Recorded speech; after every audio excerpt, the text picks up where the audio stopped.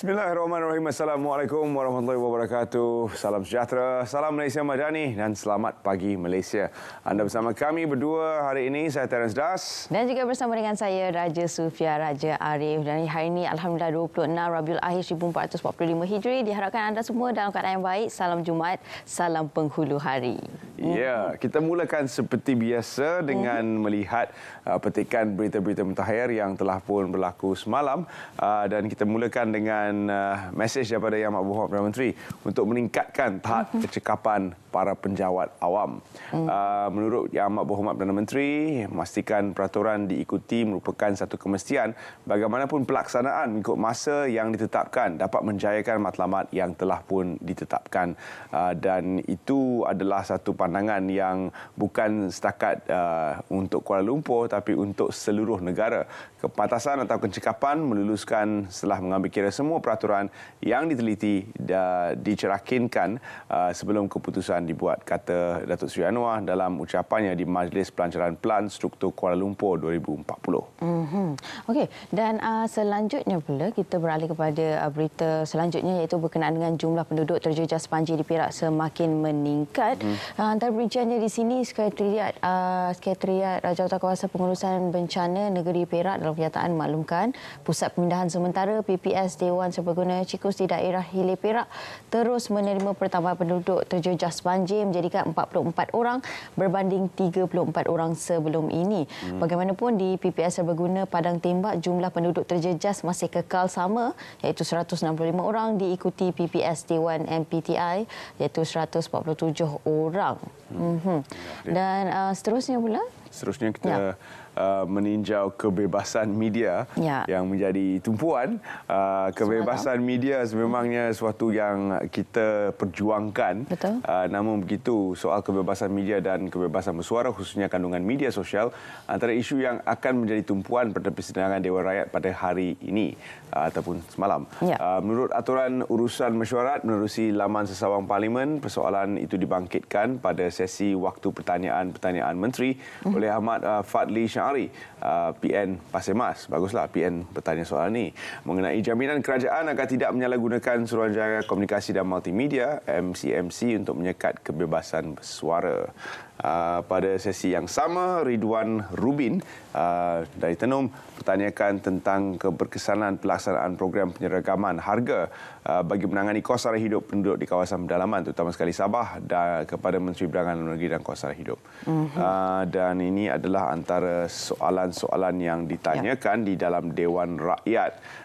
Kita boleh ikuti jawapannya sebenarnya secara langsung setiap hari persidangan Parlimen dan anda juga boleh mengupas semua yang telah disuarakan menerusi media rasmi RTM. Yang TikTok tu bukan saya kata tak betul tapi cuma mungkin soalannya ditanya berkobar-kobar tapi jawapan dia tak masukkan sekali. Ya, betul. Okey, dan antara semalam bagi persidangan Parlimen semalam kan antara perincian berkenaan dengan hak kebebasan bersuara ini iaitu MCMC mengambil tindakan daripada akta berdasarkan Akta 588 iaitu tidaklah sewenang-wenangnya maksudnya dekat situ sekiranya ada kenyataan yang berbau kebencian ataupun berbau mungkin perkauman sebagainya baru akan diambil tindakan. Jadi di situ masih ada hak lah untuk kita bersuara. Lim dengan Li pastikan betul sebelum bersuara. Itu betul. Nanti dapat notis daripada negara jiran tak pasal-pasal kan. Okey, baik. Dan selanjutnya juga kita beralih ke berita selanjutnya, Terence, iaitu berkenaan dengan monsun timur laut. Pegawai anggota pelbagai agensi kerajaan siap siaga dan seperti mana yang kita tahu, monsun timur laut akan bermula pada 11 November ini sehingga Mac 2024. Jadi anda semua juga yang mempunyai yang tinggal di kawasan yang berisiko tinggi, jadi perlu untuk berhati-hati, bersiap siaga untuk memastikan barang keperluan, barang-barang penting berada dalam satu beg yang diletakkan khas lah supaya sekiranya berlaku banjir mudah untuk kita bergerak berpindah ke PPS. Tapi hari ini kita lihat kawasan banjir adalah kawasan-kawasan yang belum pernah dinaiki air sebelum ini, kawasan di Perak dan sebagainya. Betul. Jadi kita tidak boleh menjangka sebenarnya keadaan banjir disebabkan fenomena perubahan cuaca. Namun dalam pada itu Jabatan Met Malaysia akan mengeluarkan notis 2 minggu lebih awal, jadi pastikan anda terus melayari laman sesawang tersebut untuk mendapatkan info terkini tentang kawasan-kawasan yang mungkin dilanda banjir pada kali ini. Ya. Dan seterusnya kita akhiri berita dengan melihat suasana yang menyedihkan di Gaza. WHO memberi amaran, namun adakah ianya akan membantu untuk meredakan keadaan di sana? WHO dan UN rata-ratanya sebenarnya tidak melakukan apa-apa untuk membantu mereka di Gaza kecuali bersuara. Seharusnya mereka memberi amaran yang lebih keras kepada Israel sebelum tindakan-tindakan serangan bertubi-tubi dilakukan, dan serangan-serangan ini mengakibatkan kawasan di Gaza itu menghadapi risiko penyakit berjangkit merebak di seluruh wilayah Gaza. Okey, dan antara perkongsian di sini, menurut WHO, masalah kesihatan kini menyaksikan tren yang membimbangkan, termasuk Cik Berit ketika orang ramai terpaksa menggunakan air tercemar, dan keadaan ini amat membimbangkan bagi hampir 1.5 juta orang yang hilang tempat tinggal di seluruh Gaza, terutamanya mereka yang berada di kem perlindungan yang sesak, dan akses kepada kemudahan kebersihan dan air bersih adalah terhad. Dan setakat ini lebih 33,000 kes Cik Berit, lebih 54,800 kes jangkitan saluran pernafasan dan beribu-ribu penyakit lain direkodkan sejak pertengahan Oktober. Jadi disebabkan mereka tercari-cari tebusan tersebut, serangan demi serangan mungkin mengakibatkan kehilangan nyawa tebusan yang dicari, dan dalam pada itu sekarang kita melihat risiko penyakit berjangkit. Jadi antara satu mungkin mengakibatkan kehilangan nyawa yang dicari-cari oleh rejim Zionis ini. Untuk mencari tebusan, mereka mengebom seluruh kawasan Gaza. Jadi adakah itu tindakan yang adil? Dan seharusnya kalau kita melihat kepada tata cara undang-undang antarabangsa, mereka dihadapkan kerana tindakan jenayah perang. Betul. Apa yang kita lihat sekarang ni, keadaan semakin meruncing, keadaan semakin menyedihkan dengan lihat bagaimana kanak-kanak itu dibunuh dengan cukup kejam sekali, dan di mana kita ialah perkara ini tidak sepatutnya dilakukan, terutamanya bagi kaum-kaum wanita, kepada warga emas dan juga anak-anak kecil. Dan sama-sama di hari Jumaat ini kita banyakkan doa, moga Allah bersama dengan mereka, dan moga kita semua dapat membantu mereka, tak kira walaupun di mana kita berada. Banyakkan doa. Setakat ini itu yang mampu untuk kita lakukan, dan juga dalam masa yang sama hulurkan bantuan kepada mereka, insya-Allah. Ya, dan kita sama-sama memperjuangkan hak mereka juga di media sosial. Jangan terpedaya dengan cerita-cerita dan khabar-khabar berita yang dikeluarkan oleh media barat. Hari ini dikeluarkan media tersebut, esok ditarik balik. Betul. Esok diminta maaf, tapi kesannya sudah pun dikeluarkan. Jadi ikuti media rasmi seperti kami RTM yang akan menyediakan media yang ataupun liputan media yang lebih sahih untuk anda semua amati. Baik, Terence, kita akan berhenti berehat seketika. Kembali nanti pelbagai perkongsian menarik akan kami sajikan kepada anda selepas ini di Selamat Pagi Malaysia. Dan kita harus sampaikan kepada kawan-kawan kita, baik orang Islam atau orang Cina atau India, Sabah atau Sarawak, isu ini isu bersama. Sampai kepada mereka, mengapa kita suarakan dengan begitu lantang? Kerana orang mati dibunuh, anak-anak kecil dibunuh, wanita dibunuh, rumah dibedil, dimusnahkan, rumah sakit dirobohkan. Mana mungkin kita bicara dengan aman dan tenang? Saya dikritik sekarang, mula diserang oleh beberapa kalangan Eropah, Amerika Syarikat dan tentunya Israel.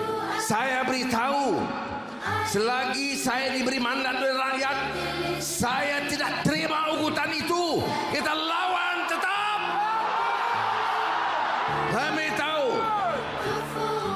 don't ever think of threatening us.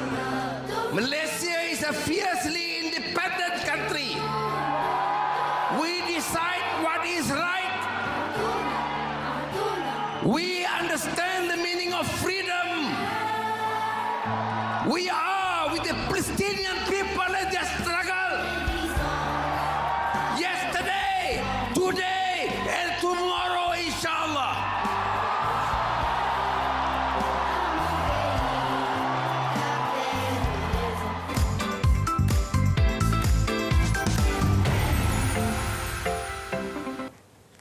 Baik, kembali bersama kami, dan untuk seleksi pagi pada hari ini kita akan ke Bumi Kenyalang bersama dengan rakan kita yang telah pun bersedia di Konti Sarawak FM. Ya, iaitu DJ Lee yang telah pun bersedia. Apa cerita pagi daripada Sarawak ni? Kita nak bersama dengan DJ Lee untuk berkongsi cerita dari Sarawak. Silakan. Hai Terence dan juga Raja Sofia di Angkasa Puri. Pagi tu bersama dengan Lin menerusi seleksi pagi. Selain daripada boleh tonton kita di TV1, anda juga boleh tonton kita di Facebook Suara FM dan juga boleh tonton kita di My Freeview 123. Ada beberapa perkongsian antara aktiviti-aktiviti di Kuching dan juga Sarawak yang Lin nak kongsikan untuk pagi ni. Dan pagi ni Lin nak kongsikan juga berkenaan dengan Festival Kesenian Majlis Seni Sarawak yang akan berlangsung pada 17 hingga 19 November bersempena dengan Festival Tari dan Lagu Melayu Asli 2023. Dan untuk pengetahuan semua, untuk pertandingan tarian dan lagu Melayu Asli ini telah dijalankan dari Zon Utara, Zon Selatan serta Zon Tengah pada bulan Ogos yang lepas. Dan antara pelbagai pengisian dan juga aktiviti yang akan diadakan sepanjang festival, salah satu daripadanya adalah pengisian pameran kesenian kraft, tekstil, seni visual, muzik, kebudayaan, persatuan kaum-kaum, juga aktiviti pameran makanan dan institusi pengajian tinggi awam yang menawarkan jurusan kesenian. Selain daripada itu juga, antara yang menarik sepanjang aktiviti 17 hingga 19 November nanti, ada juga pameran dan persembahan, ada ngelaka seni premium. Selain daripada itu, ada pertandingan tarian dan lagu Melayu Asli dan booth camp pada 18 hinggalah 19 November nanti. Itu perkongsian pertama yang Lin bawa daripada Sarawak. Satu lagi, saya nak kongsikan berkenaan dengan Pesta Regata Telaga Air 2023. Kita di Kuching, Sarawak baru sahaja reda dengan Festival Regata Sarawak baru-baru ini.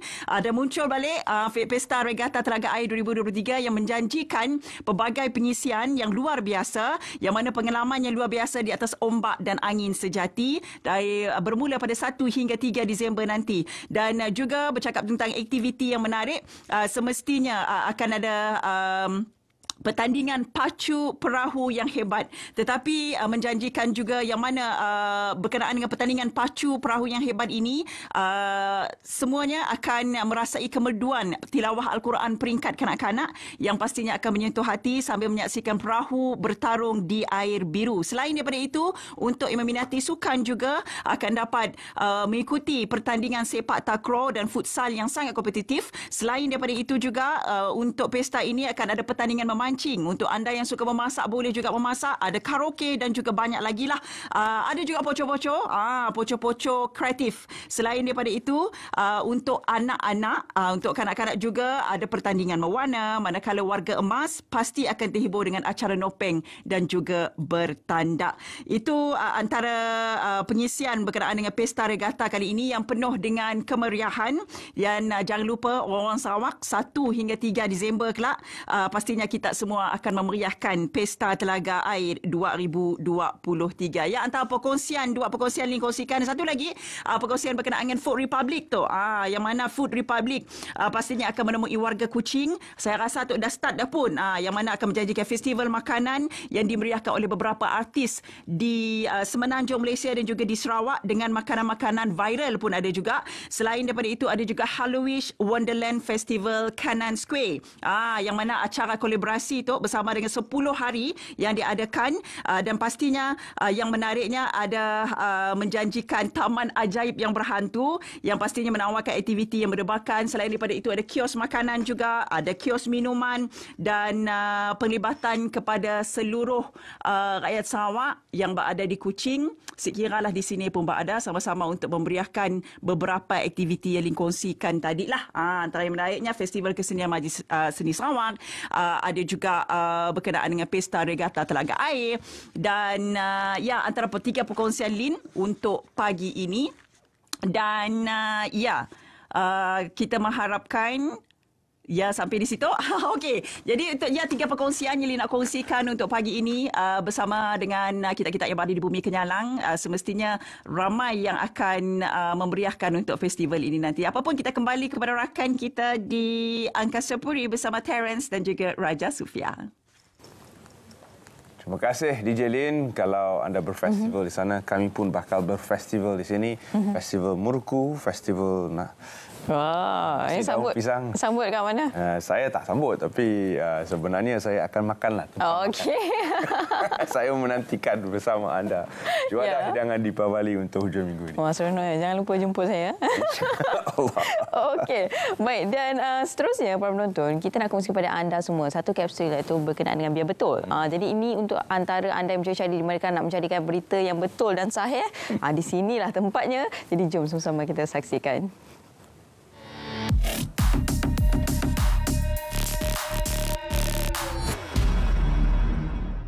Tular di media sosial kononnya vaksin ISR akan diberi secara paksa kepada rakyat Malaysia Sabtu ini. Si penghantar mendakwa ia adalah racun pembunuh dicipta Yahudi. Biar betul, hasil semakan pasukan Biar Betul mendapati dakwaan tersebut adalah palsu. Menurut Kementerian Kesihatan, tiada arahan dikeluarkan berkaitan perkara itu.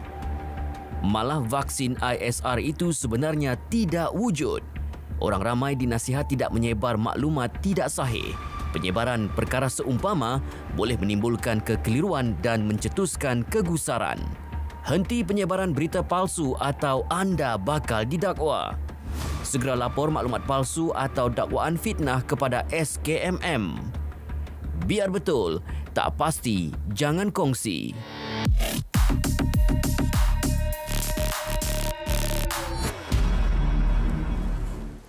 Begitulah selalunya berita-berita yang sahih, yang betul adalah berita-berita yang tidak sensasi. Jadi kalau terlalu sensasi, kita kena cek dulu. Betul ke tak?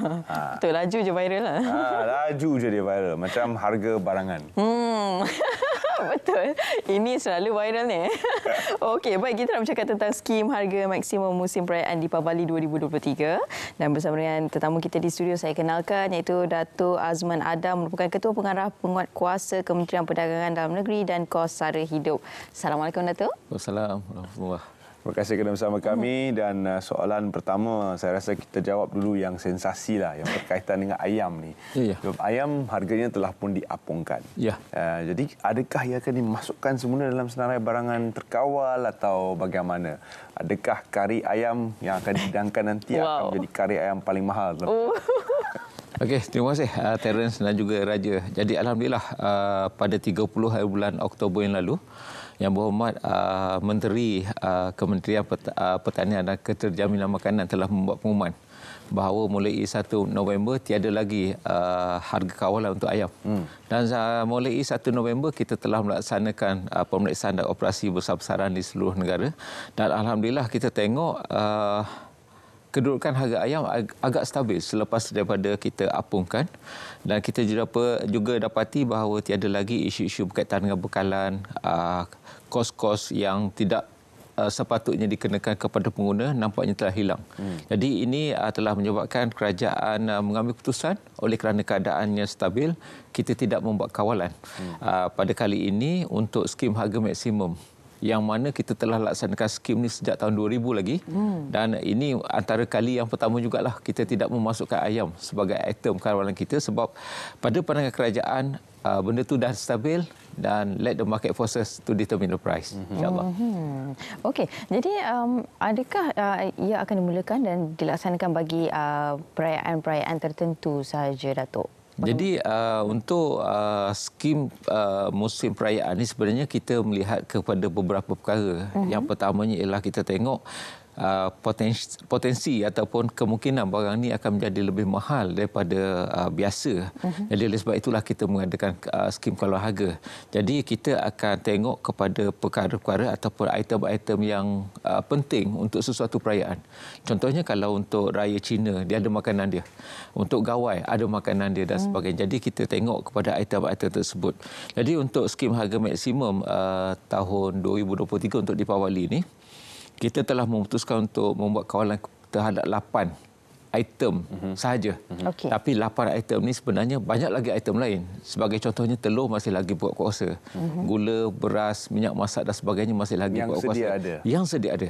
Tapi khas untuk Deepavali kita 8 item kita perkenalkan pada tahun ini. InsyaAllah.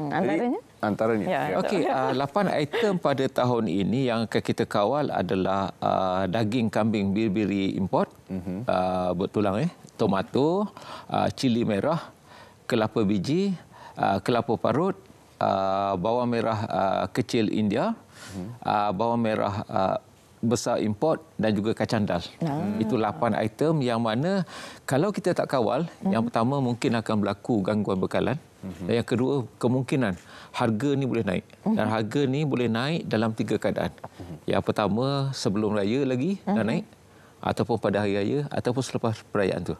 Oleh sebab itulah kerajaan memutuskan untuk mengadakan skim ini 7 hari, iaitu 3 hari sebelum perayaan, pada hari perayaan itu sendiri, dan juga 3 hari selepas daripada Deepawali disambut pada tahun ini. Dan kelapa kegunaannya pelbagai untuk masyarakat India yang menyambut Deepawali ini, bukan sahaja dalam makanan tapi juga dalam upacara perayaan itu sendiri. Jadi ada betulnya dimasukkan item-item ini, dan kepada masyarakat India di luar sana, berbelanjalah dengan berhemah dan melihat juga harga yang dipaparkan. Sekiranya ada harga yang anda rasa was-was, ragu-ragu betul ke ni harga dia, di mana untuk mereka menyemak senarai harga barangan terkawal ini?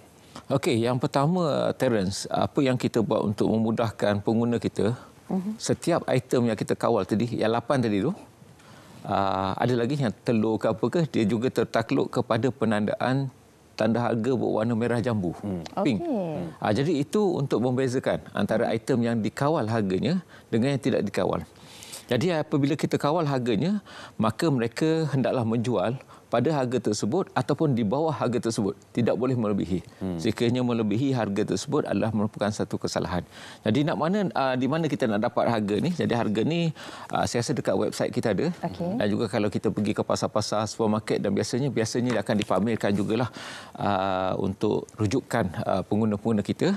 Dan kawalan harga kita ni melibatkan bukan saja pada peringkat runcit. Kita juga melibatkan kawalan harga pada peringkat borong. Jadi maksudnya tidak ada alasan kepada mana-mana pihak untuk mengatakan bahawa mereka tidak boleh menjual pada harga yang ditetapkan oleh kerajaan, sebab kita telah pun mengambil kira kos-kos dan juga keuntungan yang sesuai untuk dinikmati pada setiap peringkat tersebut. Selain daripada itu, Datuk, apa lagi antara kaedah yang digunakan dalam pelaksanaan bagi skim ni? Okey, kita sebelum kita melaksanakan skim ni, selalunya kita akan mengadakan libat urus dengan pihak-pihak tertentu, termasuklah dengan pihak Jabatan Kerajaan, terutamanya dengan Pharma, Kementerian Pertanian, Jabatan Haiwan dan sebagainya, LKIM. Kita juga mengadakan libat urus dengan industri. Kita juga melibat urus dengan persatuan-persatuan pengguna dan sebagainya. Jadi kita akan melihat kepada pada tahun ini apakah isu-isu yang sepatutnya ditangani oleh pengguna dan macam mana mereka ni boleh meraihkan sesuatu perayaan tu dengan senang hati tanpa masalah. Jadi tahun ni kalau kita tengok, kita telah memutuskan 8 item. Item ni sama dengan tahun lepas, dan tahun ni yang bagusnya, alhamdulillahnya, 3 item harganya turun berbanding dengan tahun lepas. Manakala 5 item tu adalah kekal. Dan untuk Deepawali sebenarnya tahun ini adalah tahun ke-20. Skim harga maksimum dimulakan pada tahun 2000, tapi untuk Deepawali kita mulakan pada tahun 2004. Jadi 4 tahun lepas tu kita adakan Deepawali, dan kita telah belajar banyak perkara daripada pelaksanaan tersebut. Dan pengguna juga seharusnya lebih matang. Mereka hendaklah menggunakan apa juga aplikasi yang disediakan oleh kerajaan. Sebagai contohnya di KPDN kita ada price catcher. Boleh tengok dekat mana yang menjual harga yang lebih kompetitif, lebih rendah untuk mereka membuat pilihan. Kita juga mengadakan kerjasama dengan persatuan-persatuan pengguna untuk mewar-warkan kempen pengguna bijak supaya kita berbelanja ikut kemampuan kita dan berbelanja ikut keperluan. Jadi, Bagaimana dengan penguatkuasaan untuk senarai harga ini? Sekiranya terdapat peniaga-peniaga yang engkar, yang menjual dengan harga yang mengatasi harga yang terkawal ini, apakah tindakan yang akan dikenakan kepada mereka? Sebenarnya, Terence, saya lebih berminat untuk bercakap tentang macam mana peniaga-peniaga kita sepatutnya bertindak. Maksud saya di segi compliance ataupun pematuhan undang-undang. Sepatutnya dalam usia 20 tahun pelaksanaan skim harga maksimum Deepawali dan 23 tahun pelaksanaan skim harga maksimum musim perayaan ni, sepatutnya pengguna-pengguna kita, peniaga-peniaga kita ni dah faham tanggungjawab mereka. Tapi ada saja peniaga-peniaga yang kita kata enggan mengikut peraturan, sengaja mencabar undang-undang, ada juga, tetapi bilangannya sangat kecil. Semalam kita telah laksanakan pemeriksaan ke atas sebanyak 626 premis pada hari pertama. Kita laksanakan, alhamdulillah tidak ada tindakan dikenakan kepada mana-mana peniaga. Maksudnya pematuhan itu adalah sangat tinggi. Dan kita akan teruskan bahagian penguatkuasa melalui 2,300 pegawai dan kita dibantu oleh lebih kurang 1,000 pegawai pemantau harga di seluruh negara. Kita akan membuat pemantauan harian. Dan sekiranya kita dapati ada kesalahan-kesalahan, yang pertama seperti menjual harga lebih daripada harga yang kita tetapkan, mereka boleh didenda sehingga RM100,000. Dan kalau mereka gagal untuk meletakkan tanda harga merah jambu sekalipun, mereka peniaga-peniaga ini boleh didenda sehingga RM10,000. Dan pada masa penguatkuasaan skim harga maksimum ini juga, mereka juga tertakluk pada undang-undang yang lain, seperti penggunaan alat timbang yang sah dan sebagainya. Jadi itu semua perkara-perkara yang akan diperiksa oleh pegawai-pegawai kami di lapangan, dan pegawai KPDN insya-Allah 365 hari setahun kami akan bertugas untuk melaksanakan tanggungjawab kami kepada negara dan juga pengguna-pengguna kita, insya-Allah. Ya. Jadi tempohnya bagaimana? Walaupun bermula semalam, sehingga bila agaknya? Kita bermula semalam, tempohnya kalau kita tengok daripada sini 3 hari sebelum, pada 1 hari pada Deepawali dan juga 3 hari selepas. Jadi maksudnya bermula daripada 9 sehinggalah 15 hari bulan November nanti, insya-Allah. Okey. Dan Datuk, selain daripada itu, bagaimana cara pemantauan dan pemeriksaan akan dilakukan, khususnya pegawai KPDN sendiri akan turun dan melihat sendiri sekiranya berlaku kesalahan? Bagaimana kaedah itu akan dilaksanakan? Okey, kita sumber utama kita adalah pemeriksaan secara fizikal oleh pegawai-pegawai penguatkuasa dan juga pegawai pemantau harga yang kita nampak beruniform dan sebagainya. Itu yang pertama. Yang kedua, kita juga menerima aduan-aduan supaya kita akan dapat mengambil tindakan, dan dia akan menjadi satu sumber maklumat yang penting kepada kami di KPDN. Dan yang ketiga, ini ingatan mesra kepada peniaga-peniaga bahawa kami juga akan melaksanakan pemeriksaan dengan menggunakan pakaian biasa yang kami namakan sebagai Opsama. Jadi kami akan turun membuat pemeriksaan dengan menyamar seolah-olah sebagai pengguna ataupun pembeli yang biasa. Jadi awaslah, jangan terperangkap, jangan cuba-cuba mengambil peluang ataupun cuba-cuba untuk melanggar peraturan, sebab kami menggunakan pelbagai kaedah untuk memastikan peraturan-peraturan yang kami kuatkuasakan ini dipatuhi sepenuhnya oleh peniaga-peniaga kita, insya-Allah. Lagipun mahkamah media sosial ada.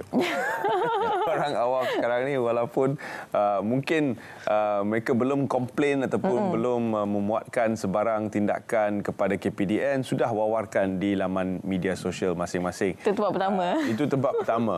Tapi sebagai peringatan juga daripada kami, lakukan laporan rasmi terlebih dahulu. Sebelum membuat pautan di media sosial, kerana itu tidak menguntungkan sesiapa jika tiada tindakan diambil. Ia hanya sekadar akan sensasi lah. Dapat like je. Betul. Okey, dan selain daripada itu, Datuk sendiri mungkin ada sedikit pesanan lah kepada pengguna, khususnya yang nak beli barangan, sekiranya dapati ada mungkin ada kenaikan harga yang tidak sepatutnya letakkan tanda harga dan sebagainya, ataupun juga dari segi nasihat kepada peniaga juga supaya jangan mengambil kesempatan di sebalik skim yang disediakan ini. Okey, terima kasih Yang Mulia Raja. Okey, yang pertama saya rasa kepada pengguna, jangan bimbang. Sebenarnya libat urus kita dengan agensi-agensi dan juga industri mengatakan bahawa bekalan adalah cukup dan stabil. Jadi tak perlu ada panic buying dan sebagainya. Yang kedua, kita juga mendapat jaminan bahawa tidak akan berlaku apa-apa gangguan. Sebagai contohnya, supermarket akan terus beroperasi seperti biasa, pasar-pasar dibuka seperti biasa. Jadi tak perlu kita membuat pembelian-pembelian yang tidak perlu. Okay, kita berbeli sekadar untuk keperluan kita. Kita membeli untuk keperluan dan sebagainya. Dan kepada peniaga, sebagaimana yang telah saya maklumkan tadi, bahawa keuntungan itu memang dah ada sebab kita dah setkan margin pada setiap rantaian tersebut. Mereka boleh menjual kalau boleh bawah daripada harga yang kita tetapkanlah. Jadi itu lebih baik sebab ini akan memberi lebih ruang kepada pengguna-pengguna kita untuk disposable income. Jadi mereka dapat belanja dengan harga yang lebih murah, lebih mensabar dan sebagainya. Jadi jika ada peniaga-peniaga yang kita kata melanggar peraturan ini, bolehlah lapor kepada kita. Kita ada pelbagai saluran yang boleh digunakan oleh pengguna kita. Yang pertama, kita boleh WhatsApp 019-279-4317, 019-8488-000. Kita ada talian toll free kita 1-800-886-800. Kita ada nombor pusat gerakan penguatkuasaan kita di Putrajaya yang beroperasi 365 hari setahun, 03-8882-6245, 03-8882-6088. Kita ada Easy Adu dan sebagainya, QR code. Jadi gunakanlah kesemua saluran tersebut. Kami di KPDN bukan saja kita kata nak mengambil tindakan penguatkuasaan, tapi yang lebih pada itu ialah untuk memastikan pematuhan pada setiap rantaian yang kita kuatkuasakan dan juga untuk memastikan kesejahteraan pengguna-pengguna kita untuk menyambut skim menyambut perayaan Deepawali pada kali ini, insyaAllah. Semestinya, terima kasih kita ucapkan kepada pihak KPDN kerana sudi bersama kami dalam Selamat Pagi Malaysia pada pagi ini. Terima kasih kepada Ketua Pengarah Penguatkuasa, Dato' Azman, seperti biasa, sering kali bersama kami setiap kali kempen ini tiba di pasaran. Okey, jadi baik, terima kasih sekali lagi kami ucapkan kepada Dato' Azman, dan seterusnya para penonton, kita nak beralih ke cerita pagi Johor. Untuk kali ini kami nak kongsi kepada anda berkenaan dengan persiapan masyarakat India menyambut Deepawali di Johor. Bersama dengan rakan kita yang telah pun bersedia, Nur Azizah Rahman. Silakan. Baik, terima kasih rakan penyampai di Angkasa Puri. Assalamualaikum dan salam Malaysia Madani. Baik, tinggal beberapa hari saja lagi masyarakat India di negara ini akan menyambut perayaan Deepawali. Dan saya sebenarnya berkesempatan ke Bazar Deepawali untuk meninjau persiapan masyarakat India di Johor ini untuk menyambut Deepawali pada kali ini. Dan saya kini bersama dengan pengerusi Persatuan Peniaga Kecil Johor Bahru, iaitu Mr. Tiaga Rajan. Kita akan bercakap mengenai persiapan masyarakat India untuk sambutan Deepawali pada tahun ini. Baik, Encik Tiaga, jadi kita nak mengetahui berapa banyak gerai yang disediakan di kawasan ini bagi masyarakat India untuk buat persiapan sambut Deepawali pada tahun ini. Kalau tahun ini memang kita ada dalam 150 gerai hingga 200 gerai lah. Semua sekali ya. Kita sini ada banyak persatuan lah. Jadi semua campur sekali ada dalam 150 gerai adalah. Jadi apa yang istimewanya daripada segi keperluan dan juga persiapan yang boleh diperolehi di sini khususnya untuk masyarakat India ni? Di sini mereka ada jual kain baju untuk Deepawali dan juga kuih-muih dan juga lain-lain barang keperluan Deepawali. Semuanya ada di satu kawasan ini. Jadi masyarakat India sendiri bagaimana sambutan untuk Bazar Deepawali pada kali ini? Kali ini memang sambutannya meriah dan juga mereka pun suka. Memang mereka harapkan mengadakan Bazar Deepawali macam ini setiap tahun. Dan saya difahamkan juga Encik Tiaga dah pun terlama terlibat dalam bazar ni. Boleh ceritakan sikit tak Encik Tiaga ya? Ya, saya sudah terlibat dalam Bazar Deepawali ini sudah 27 tahun. Yang lama sekali sayalah yang buat Bazar Deepawali sini. Jadi sampai ke hari inilah kita ada Bazar Deepawali sini, dan mereka juga setiap tahun akan telefon kami dan meminta mengadakan Bazar Deepawali. Jadi akhir sekali ni Cik Tiaga, apa harapan Cik Tiaga lah kepada masyarakat India di negeri Johor ni untuk sama-sama menyokong ekonomi khususnya masyarakat India untuk sambut Deepawali pada tahun ini. Silakan. Memang masyarakat India di Johor ni memang memberi sambutan yang baik dan juga memberikan semangat. Dan juga tak kira bila-bila masa saja mereka akan datang sini dan beli barang. Ada juga dari Singapura ya datang ke sini. Dan juga peniaga-peniaga sini bukan semuanya daripada Johor. Ada daripada Penang, ada daripada KL, Butterworth, yang Kulim, juga Pahang. Mereka semua ada di sini. Baik. Okey, kita ucapkan terima kasih kepada Encik Tiaga Rajan iaitu pengerusi Persatuan Peniaga Kecil India di Johor Bahru ini. Kita nak meninjau persiapan masyarakat India untuk menyambut Deepawali yang bakal disambut 2-3 hari dari sekarang ini. Baik, saya rasa itu saja perinciannya untuk Cerita Pagi dari Johor pada hari ini. Saya serahkan kembali kepada rakan penyampai di studio. Silakan. Terima kasih kepada rakan setugas dari Johor, dan seterusnya kita akan meninjau apa yang berlaku di sana dan di sini sepanjang hari semalam dan juga minggu lepas. Kita mulakan dengan pembangunan program STEM dan Bahasa Inggeris. Program Sains, Teknologi, Kejuruteraan dan Matematik atau STEM serta Bahasa Inggeris berjaya menarik minat pelajar, khususnya pelajar luar bandar di Kedah. Program selama 6 bulan itu anjuran Yayasan Sultanah Bahiyah YSB dengan kerjasama Yayasan UEM. YSB dalam satu kenyataan berkata program itu dimulakan pada Jun lalu dengan penyertaan 300 pelajar dari keluarga yang kurang berkemampuan.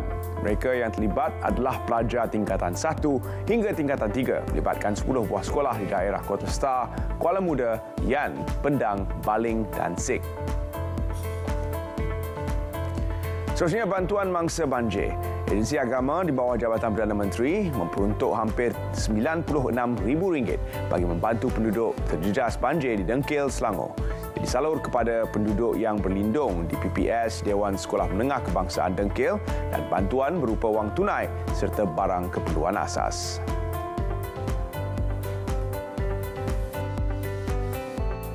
Program eksplorasi rukun negara bakal diperluas tahun hadapan dengan menumpukan kawasan bandar. Menteri Perpaduan Negara berkata beberapa aktiviti sudah dirancang bagi tujuan itu. Ia selaras matlamat dasar perpaduan negara iaitu membentuk identiti nasional dengan semangat jati diri, patriotik, prihatin, toleransi, saling menghormati dan bertanggungjawab.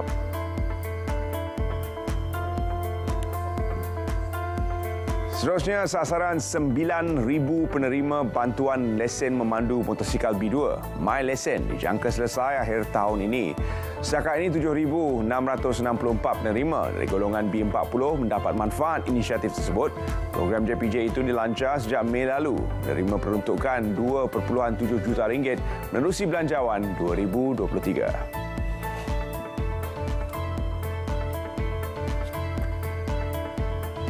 Baiklah, seterusnya kita meninjau persiapan menghadapi musim monsun timur laut ataupun juga musim banjir. Bersama dengan rakan setugas kita dari Pahang, kita meninjau keadaan persiapan dan kesiapsiagaan di negeri tersebut.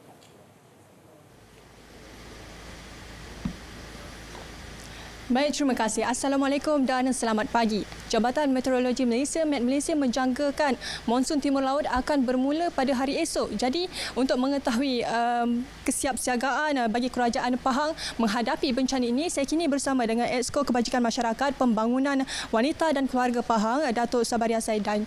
Jadi, mungkin Datuk boleh kongsikan sedikit kesiapsiagaan oleh pihak kerajaan negeri. Okey, pertamanya Alhamdulillah, syukur kepada Allah dan juga terima kasih kepada Kerajaan Negeri Pahang di bawah kepimpinan Yang Amat Berhormat Menteri Besar Pahang yang kita tahu Datuk Seri Wan Rusdi bin Ismail, di mana Kerajaan Negeri Pahang memang sentiasa bersiap siaga apa sahaja bentuk bencana, bukan sahaja banjir, bukan sahaja monsun timur laut.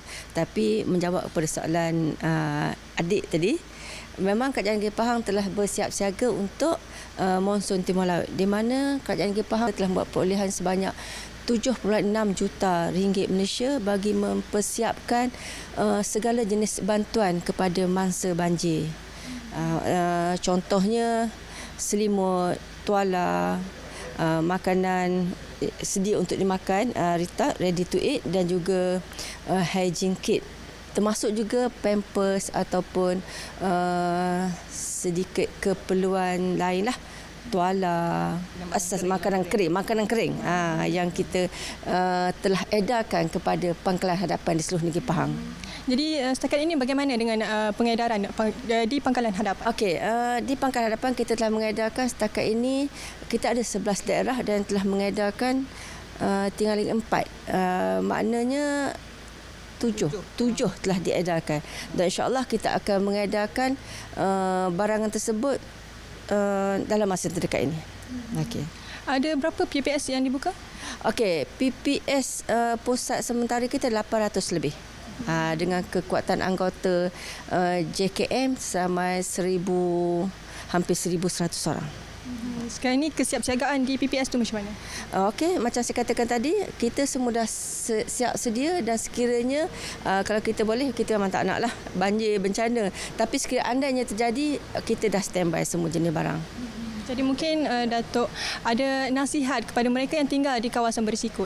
Okey, kepada mereka yang tinggal di kawasan berisiko, dan sekarang kita tahu walaupun dulu tak ada, tiba-tiba sekarang ada. Di mana tempat yang belum pernah banjir, contohnya tiba-tiba banjir.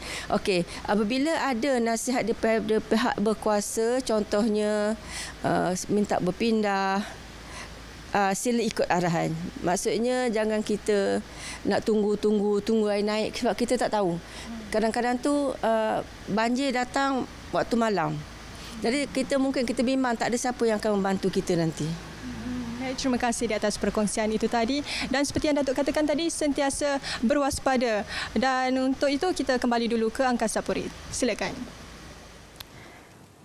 Baik, terima kasih diucapkan kepada rakan pelapor Rozi Hanis di atas perincian tersebut berkenaan dengan siap siaga hadapi kemungkinan banjir berlaku. Jadi itu persediaan yang berlaku di Pahang. Kita juga perlu bersedia kerana apabila berlakunya banjir, maka akan berlakunya pelbagai penyakit berjangkit. Situasi ini juga yang perlu untuk kita ambil kira sebelum ianya berlaku pada kita maupun ahli keluarga. Jadi ini akan kami bawakan kepada anda, iaitu berkaitan dengan banjir, risiko penyakit berjangkit. Bersama dengan saya di studio, saya kenalkan iaitu Prof. Madya Dr. Mas Ayu Said, merupakan pakar kesihatan awam Jabatan Kesihatan Awam. Assalamualaikum, Doktor. Waalaikumsalam warahmatullahi wabarakatuh. Okey, baik Doktor, bila kita bercakap tentang ialah monsun timur laut yang akan bermulanya pada 11 November ini dan dijangka sehingga Mac 2024.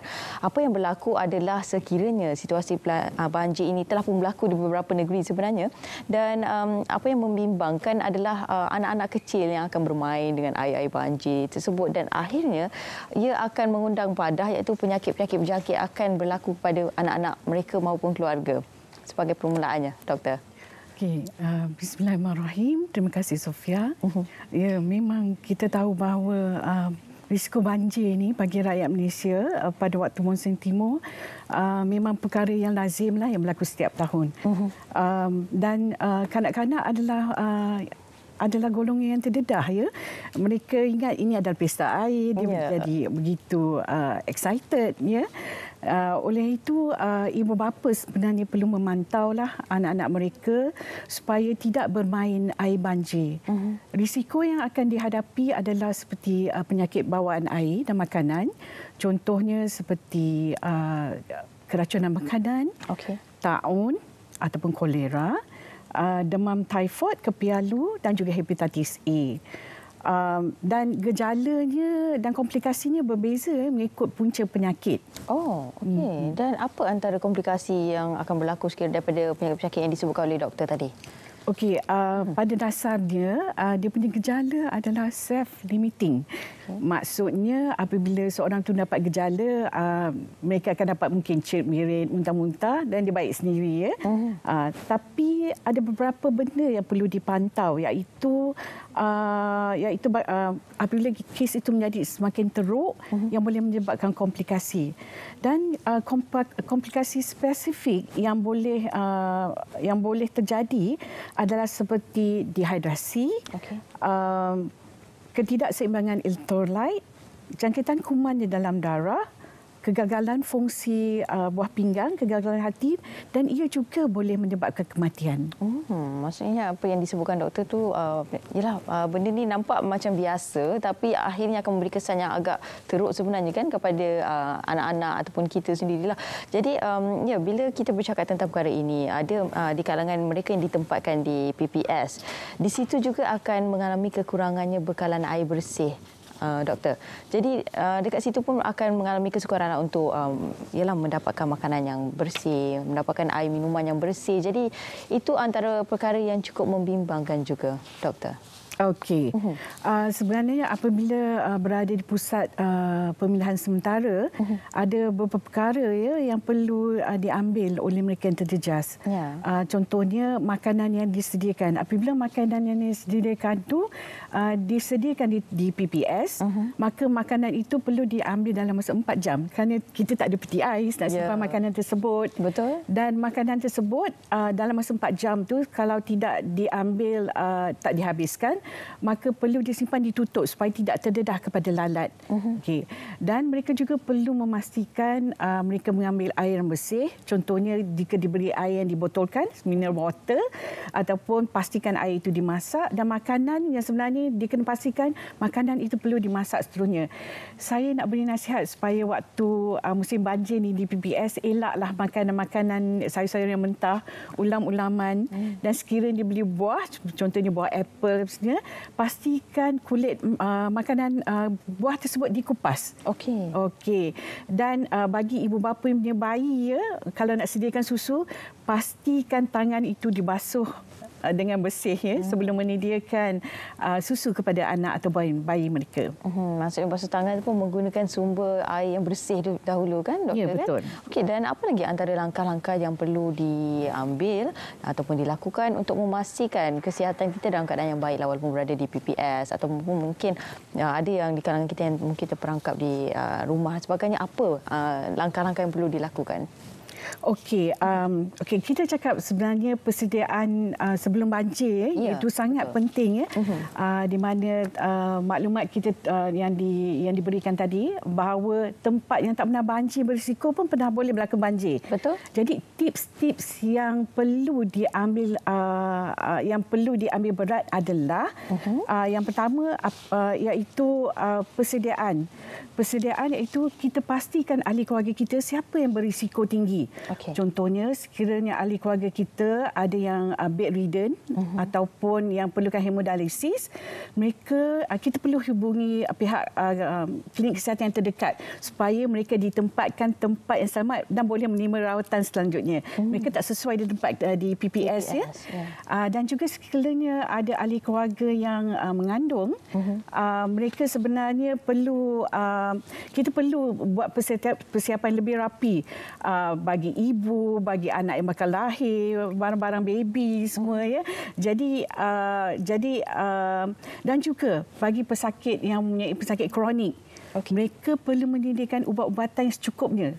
Contohnya orang yang hypertension, diabetes, dan juga bagi asma, mereka memerlukan puff. Dan kena standby lah semua benda itu.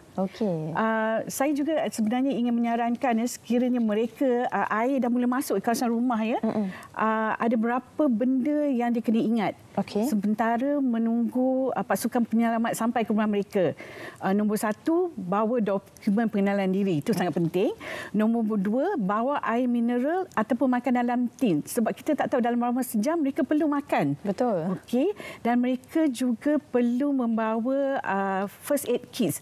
Di mana apabila sementara dia nak naik ke atas bumbung ke ataupun dia nak panjat ke mana-mana yang lebih tempat lebih tinggi di rumah mereka, mereka mungkin mengalami luka dan kecederaan. Dan sekiranya terdedah dengan air yang tercemar, maka takut dikhawatiri mereka terdedah dengan seperti leptospirosis lah, dan mereka boleh bersihkan luka dengan cepat.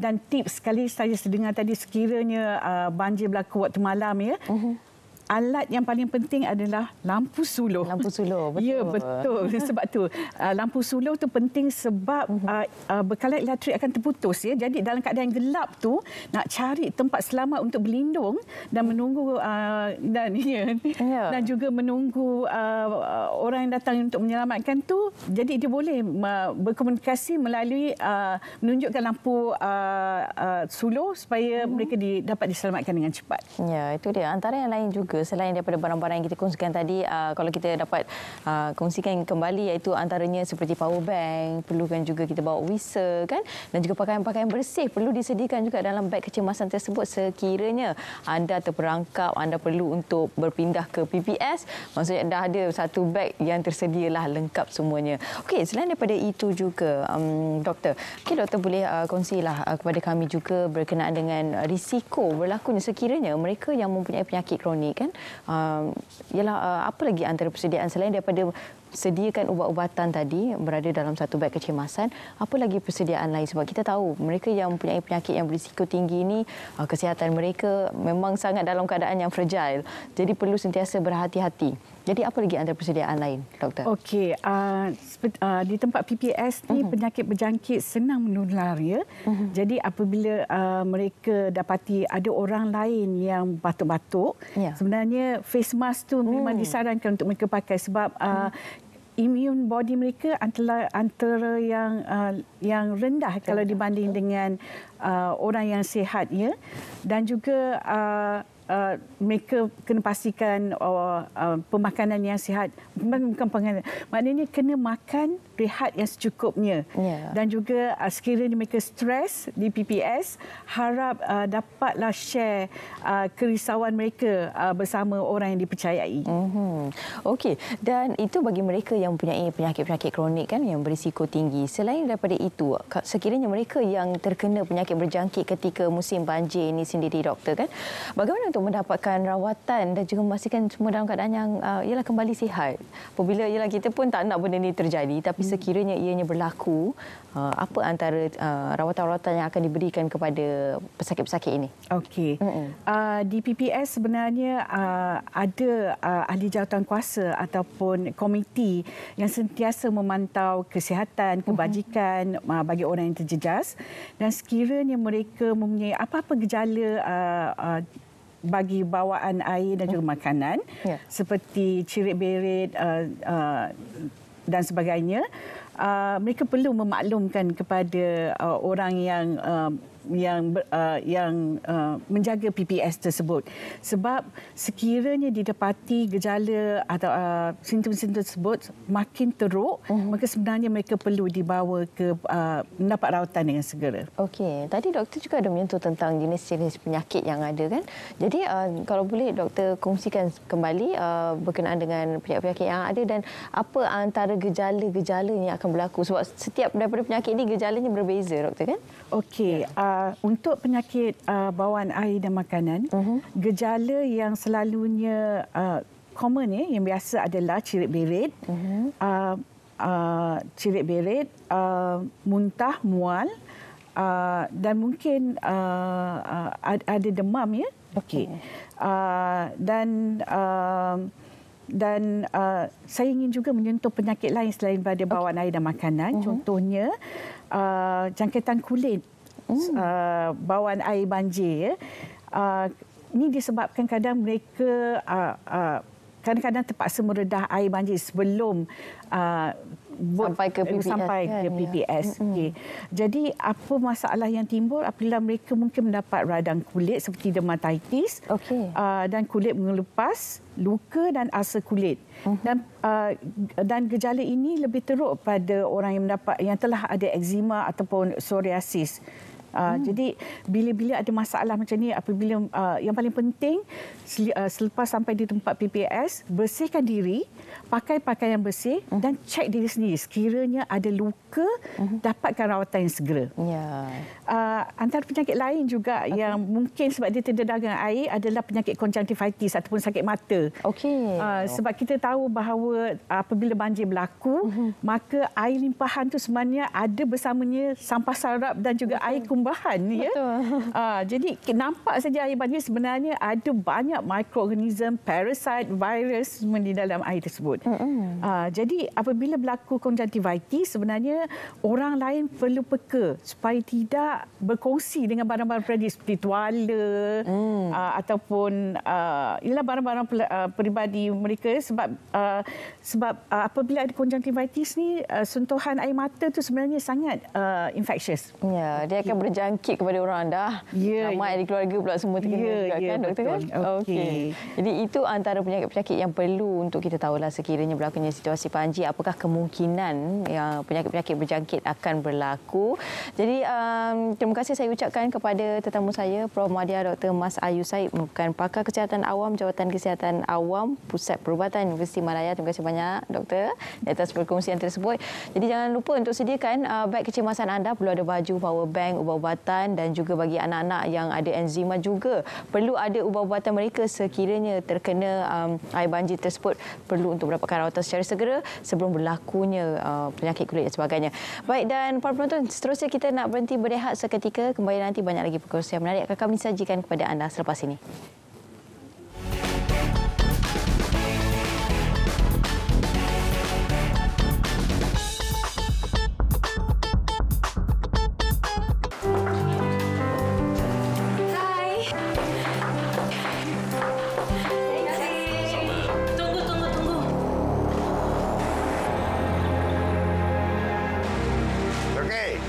Tanya itu beras baru siam tu berapa harga sekarang? Hei, lei. Ayah, lei cepat taisai. Maaf deh, perempuan tanya. Hello?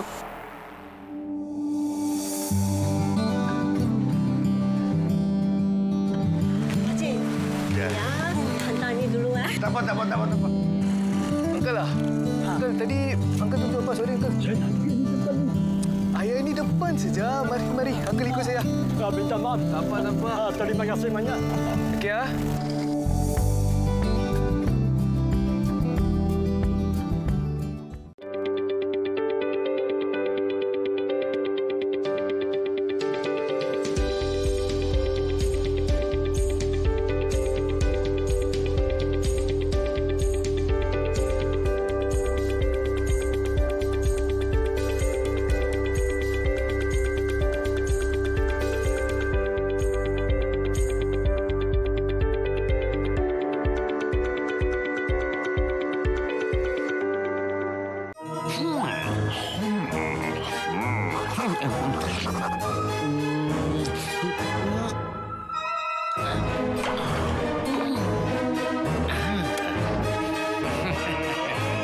Lebih menjimatkan memasak dengan cerik penuh. Satu lagi idea bernas untuk anda.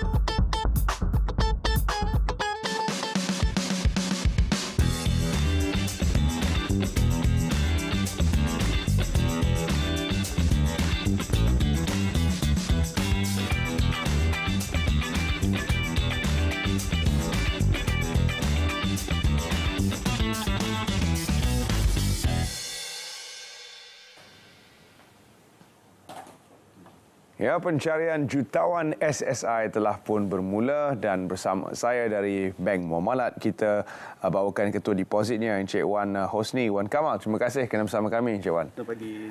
Jadi kita mulakan ataupun mukadimah perbincangan kita ni dengan soalan yang saya rasa rakyat Malaysia tahu jawapannya. Apakah kelebihan menabung ataupun membuat simpanan di dalam bank? Okey, terima kasih Cik Teren. Okey, seperti mana kita sedia maklumlah kepentingan menjaga duit kita. Jadi seperti diketahui umum, simpanan di bank lah yang paling terjamin lah untuk simpanan duit kita. Jadi manfaat menabung ni, simpan wang di bank ni, ada dua manfaat dia lah yang saya boleh nyatakan di sini. Satu manfaat cara langsung dan satu lagi manfaat cara tak langsung. Okey, apa itu manfaat yang langsung tu? Macam bank kita akan bagi dalam bentuk hibah ataupun dividen lah. Mana berdasarkan jumlah deposit yang diletak, kita bank akan bagi certain hibah. Ya. Dan yang keduanya yang kita sedia maklum yang paling pentingnya ialah dari segi keselamatan simpanan itu sendiri. di mana kita kalau kita tahu sekarang musim banjir. So kemungkinan adanya berlaku banjir besar, kemungkinan kita punya duit kita hilang, dihanyutkan atau kebakaran. Dan juga itu memang dah dipasti akan ditanggung oleh bank lah. Ya. Sebab itu kita pun sedia maklum, setiap penyimpan yang menyimpan di bank kita akan dijamin oleh PIDM sebanyak RM250,000 setiap seorang lah. Okay. So itu manfaat secara langsung. Dan apakah manfaat yang tak langsung? Ya? Jadi manfaat tak langsung tu mesti biasa bank akan bagi kemudahan-kemudahan tertentu. Contohnya penggunaan kad debit untuk pembelian. Contohnya kan, mulai internet banking untuk mobile app contohnya. Dan juga yang paling penting di sini, kami di Muamalat kita menawarkan hadiah-hadiah yang menarik. Sampai kita bagi sampai 3 juta hadiah. Di mana 2 juta tu untuk dalam bentuk wang tunai. Kita nak mencari jutawan sekarang. Untuk dibagi pada masyarakat. Itu antara kelebihan yang memang jaranglah kita dapat. Simpan duit ataupun menabung di bank menjadi jutawan. Yang itu kalau simpan duit bertahun-tahun mungkin boleh sampai, tapi yang ini dalam masa 3 bulan. 3 bulan. 3 bulan jadi jutawan. Wah, dahsyat. Jadi macam mana caranya untuk menabung bersama pihak Bank Muamalat dan menjadi jutawan SSI? Okey. Dalam misi mencari jutawan kami ini di Bank Muamalat, pihak Bank Muamalat telah melancarkan kempen dipanggil CJ Simpanan Islami atau bahasa yang mudah kita panggil SSI lah. Di mana kita dah lancar pada 8 Ogos dulu baru ni dan juga akan berakhir pada 29 Februari tahun depan. Jadi kita ada tempoh 3 bulan lagi ni. Jadi mudah aja seperti yang tertampak pada skrin lah. Datang ke Bank Muamalat, apply through sama ada letak duit dekat Bank Muamalat, simpan untuk selama sebulan ataupun 3 bulan. Jadi kita ada 2 plan asas lah. Satu plan asas ni hanya simpan RM10 saja dan tempoh peletakan 1 bulan. Dan satu lagi panggil plan premium. Dengan simpan minimum RM10,000, kita akan tempoh 3 bulan, anda layak untuk mendapat cabutan. Di mana cabutannya saya nyatakan tadi 3 juta jumlahnya, di mana 2 juta untuk bagi cash untuk jadi jutawan. Jadi untuk bulan November ni ada 1 cabutan dan 1 lagi pada bulan Disember insya-Allah. Pada bulan Februari. Jadi misi mencari ni masih ada peluang untuk masyarakat luar sana untuk menyimpan di SSI kami. Baik, selain daripada menjadi jutawan, ada hadiah-hadiah lain yang turut ditawarkan. Jadi apakah hadiah-hadiah lain selain daripada menang RM1 juta? Jadi hadiah-hadiah lain itu termasuklah kami akan membagi hadiah berupa dalam bentuk kenderaan mewah. 2 biji kenderaan mewah dan juga voucher percutian dan juga cabutan untuk wang cash RM100,000, RM10,000 pun ada dan juga gadget. Jadi kita pun terbagi dalam beberapa kategori untuk cabutan tu. Ada kategori untuk orang bergaji dengan kami, untuk kategori golongan muda, untuk kategori negeri-negeri pun ada cabutan. Jadi peluang tu memang luas untuk memenangi hadiah-hadiah ni. InsyaAllah. Dengan simpan minimum RM10 dan ataupun RM10,000. Jadi bagaimana mekanismenya? Hanya simpan saja dan automatik anda tercalon ataupun anda mendapat peluang atau macam mana? Ada mekanisme lain yang dilakukan oleh para penabung? Tak perlu sangatlah. Very simple saja. Hanya pergi ke Bank Muamalat di 68 cawangan kami di seluruh Malaysia ataupun imbas kod MAP, Muamalat Application Platform, dan through digital lah. Musim yang digital lah sekarang, zaman digital, jadi mudah. Dan letak je duit. Semudah itu je lah. Jadi tak ada masalah, insyaAllah. Jadi ini satu soalan yang saya rasa penting juga. Kalau ada pemenang, macam mana mereka akan dimaklumkan nanti? Sebab kita banyak terima call, banyak terima SMS, kata menang itu ini walaupun kita tak masuk pertandingan apa-apa. Jadi kepada yang memang menjadi pendeposit bersama dengan Bank Muamalat, jika mereka menang antara hadiah-hadiah yang ditawarkan, bagaimana cara pihak bank akan berhubung dengan mereka nanti? Cara biasanya kita akan berhubung cara komunikasi atau telefon lah. Kita akan berhubung direct dengan pemenang tu, ataupun dia boleh tengok dalam social media, dalam Instagram kami pun ada, platform TikTok pun ada, dalam Facebook pun kita akan masukkan. Jadi semua channel yang ada available kita akan paparkan siapa pemenangnya. Paling mudah kita akan call direct lah. Kita akan tunjuk dari kami daripada Pak Bank, anda tak menang ke apa ke, dan kita akan maklumkan. Dan juga macam saya cakap tadi lah, Jadi selepas dah menjadi pendeposit, anda follow saja semua media sosial rasmi Bank Muamalat supaya kalau ada call nanti anda boleh check. Memang betul saya yang menang. Jadi jangan ragu-ragu, jangan risau.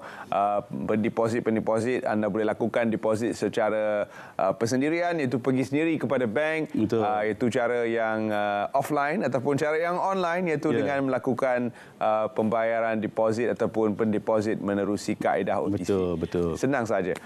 OTP, maafkan saya. Jadi ini adalah cara-cara mudah yang ditawarkan oleh pihak bank. Ada apa-apa pesanan akhir untuk diberikan kepada para pendeposit yang mungkin akan bersama dengan Bank Muamalat nanti? Okey, ini baru cerita baiklah saya nak share. Untuk sempena Hari Tabungan Sedunia yang jatuh pada 31 Oktober tadi, pihak bank menawarkan untuk 2,000 pelanggan pertama, penyimpan yang pertama terawal, dia layak menerima RM50 untuk dimasukkan ke akaun, dikreditkan ke akaun penyimpan, penabung, dengan syarat dia mesti minimum simpanan RM10,000.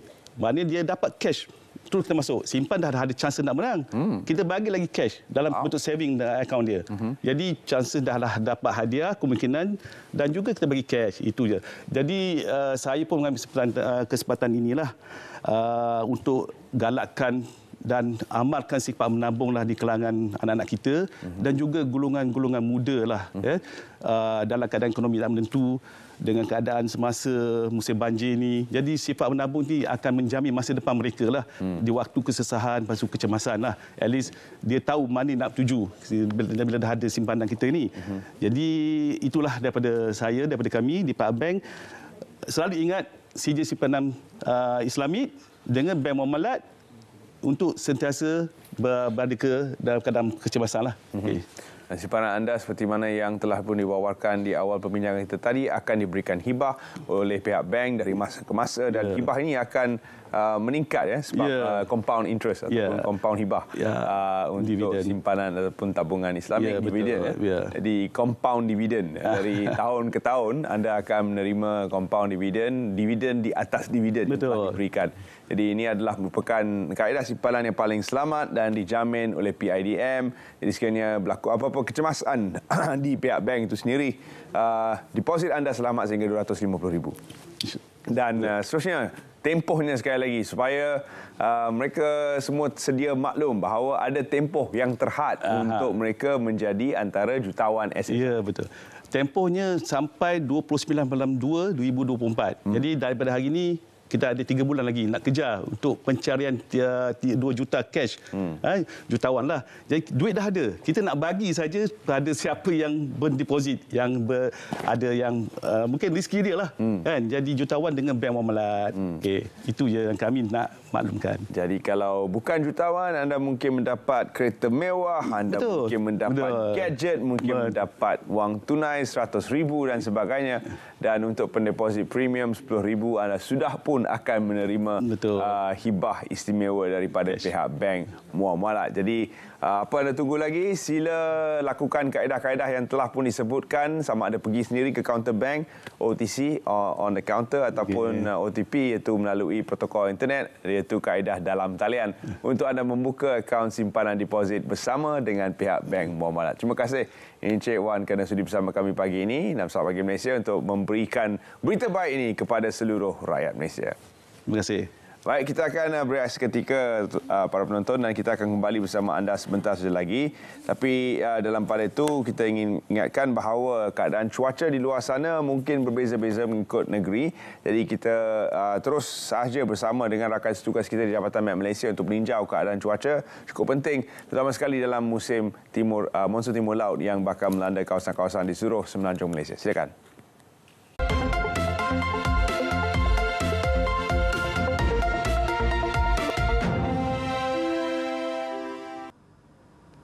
Assalamualaikum dan selamat pagi Malaysia. Kembali bersama Met Malaysia untuk info terkini mengenai cuaca. Baiklah, kita mulakan laporan cuaca pada pagi ini dengan melihat terlebih dahulu paparan carta angin permukaan, dan dapat dilihat rantau negara menerima pengaruh angin dari arah pelbagai hala dengan kelajuan kurang daripada 30 km per jam. Oleh itu, Met Malaysia tidak mengeluarkan sebarang amaran angin kencang dan juga laut bergelora buat masa ini. Selain itu, terdapat kawasan penumpuan angin di bahagian tengah dan juga timur semenanjung Malaysia, termasuklah di bahagian pedalaman negeri Sarawak serta di bahagian timur negeri Sabah, yang mana ianya boleh menyebabkan keadaan cuaca yang lembap di sebelah petang nanti. Baik, sebelum itu kita lihat dahulu paparan imej kemeradaan bagi tinjauan cuaca semasa.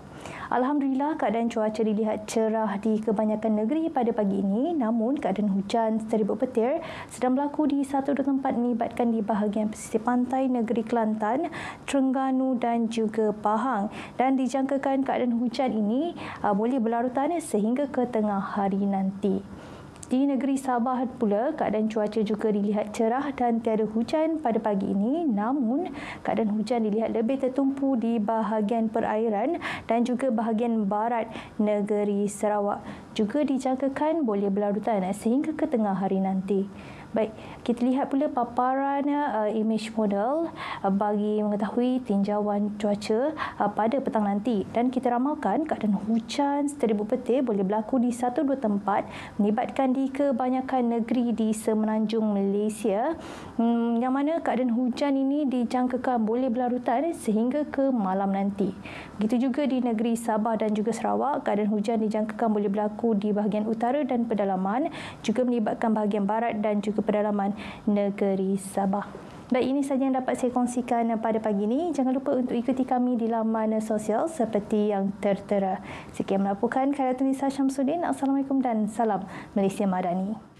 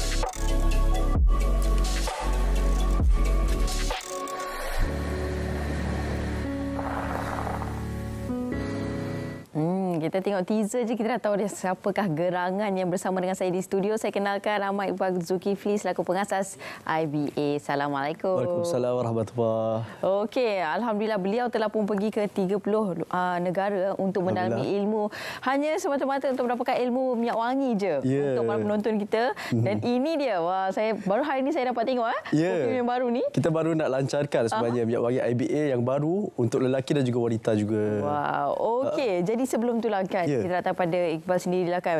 Macam mana awal-awal tu tercetus idea untuk hasilkan perfume yang terbaik? Alhamdulillah. Terima kasih kepada Sophie yang sekian lama 8 tahun saya bersiaran pendah bersama Sophie sebenarnya. Dan tuan-puan, sebelum saya bercerita ni, tuan-puan boleh simpan dulu nombor telefon untuk kita berikan kepada 40 orang terawal sahaja yang akan menerima hadiah beg tangan ini bagi pembayaran terawal. Jadi simpan dulu nombor telefon yang tertera 019-9500, dan beg pun kita akan bagi banyak design lah. Ada yang ini juga. Jadi kepada tuan-puan kena WhatsApp WhatsApp sahaja. Bila saya bagi tahu WhatsApp sahaja dan ambil nombor telefon dulu untuk kita cepat-cepat buat pembayaran. Jadi berbalik kepada soalan tadi Okey. Mengapa saya menghasilkan minyak wangi? Bagaimana terhasilnya idea daripada IBA kan? Jadi ketika dulu dalam 10 tahun yang lalu juga saya mula pergi ke luar negara dan belajar tentang minyak wangi juga. Saya pergi ke kosmetik juga, banyak kilang-kilang yang saya jelajah, kilang-kilang yang antarabangsa.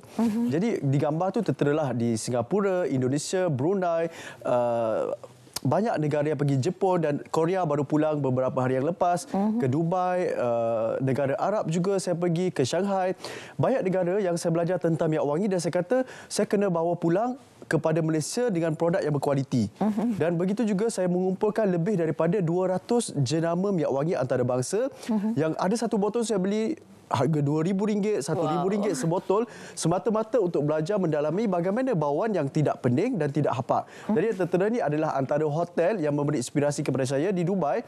Antara hotel yang termahal di dunia, Atlantis. Jadi saya menginap di sana selama 9 hari melihat sendiri bagaimana hasil minyak wangi yang tidak ada jual di tempat lain. Jadi ada sebesar ini berharga RM4,000, RM5,000. Dan ada minyak wangi yang simpan sampai ratus tahun pun ada, puluh-puluh tahun pun ada untuk menghasilkan minyak wangi terbaik. Jadi tuan-puan, untuk IBA juga saya mengekalkan eksklusif yang tidak dijual di mana-mana. Dan hari ini saya membawakan minyak wangi dengan harga promosi, dengan hadiah beg tangan juga, dengan harga yang sama, kali ikutkan sekali ini jimat RM60. RM170 tuan-puan akan menerima 2 botol minyak wangi yang boleh dipakai selama 4 ke 5 bulan. Minyak wangi yang baru, gambar baru semua kan. Kalau tuan-puan tengok itu, 2 botol ini boleh pakai selama 4 bulan oleh lelaki dan juga wanita. Dan kalau tuan-puan tengok, kali ini kotaknya lebih besar juga kan. Okey, lebih cantik juga kalau boleh tengok. Okey, ini yang kita buat dengan kotak botol yang cantik lagi dan ada 2 bauan dan bauan kali ini dia lebih eksklusif lah. Jadi tuan-puan, kalau nak dapatkan beg hadiah tangan juga ni, beg tangan ini, WhatsApp sekarang bila muncul saja poster, WhatsApp bagi tahu saja nak order IBA perfume di nombor yang tertera 019 9500. Jadi akan dapat hadiah beg tangan ini dan pelbagai desain bagi 40 orang terawal. Cara nak dapatkan hanya satu cara saja. WhatsApp bagi tahu nak order IBA perfume. RM170 termasuk penghantaran ke Sabah Sarawak. Sementara ada stok. Jadi WhatsApp sekarang bagi tahu saja nak order IBA perfume, ini yang tuan-puan akan dapat ni. Okey, 2 botol minyak wangi boleh pakai 4 ke 5 bulan dan hadiah beg tangan yang cukup mewah. Jadi sekarang ambil gambar dan terus WhatsApp bagi tahu saja nak order IBA perfume di nombor 019 9500. Okey, nombor yang tertera di kaca TV anda sekarang ni kan. Cepat-cepat WhatsApp kan sebab dapat handbag yang cantik ni kan. Jadi handbag ni tak boleh pilih, random lah kan. Ya, random lah. Tapi memang kena cepat. Sekarang ini pun dah WhatsApp dah bertubi-tubi dah masuk dah.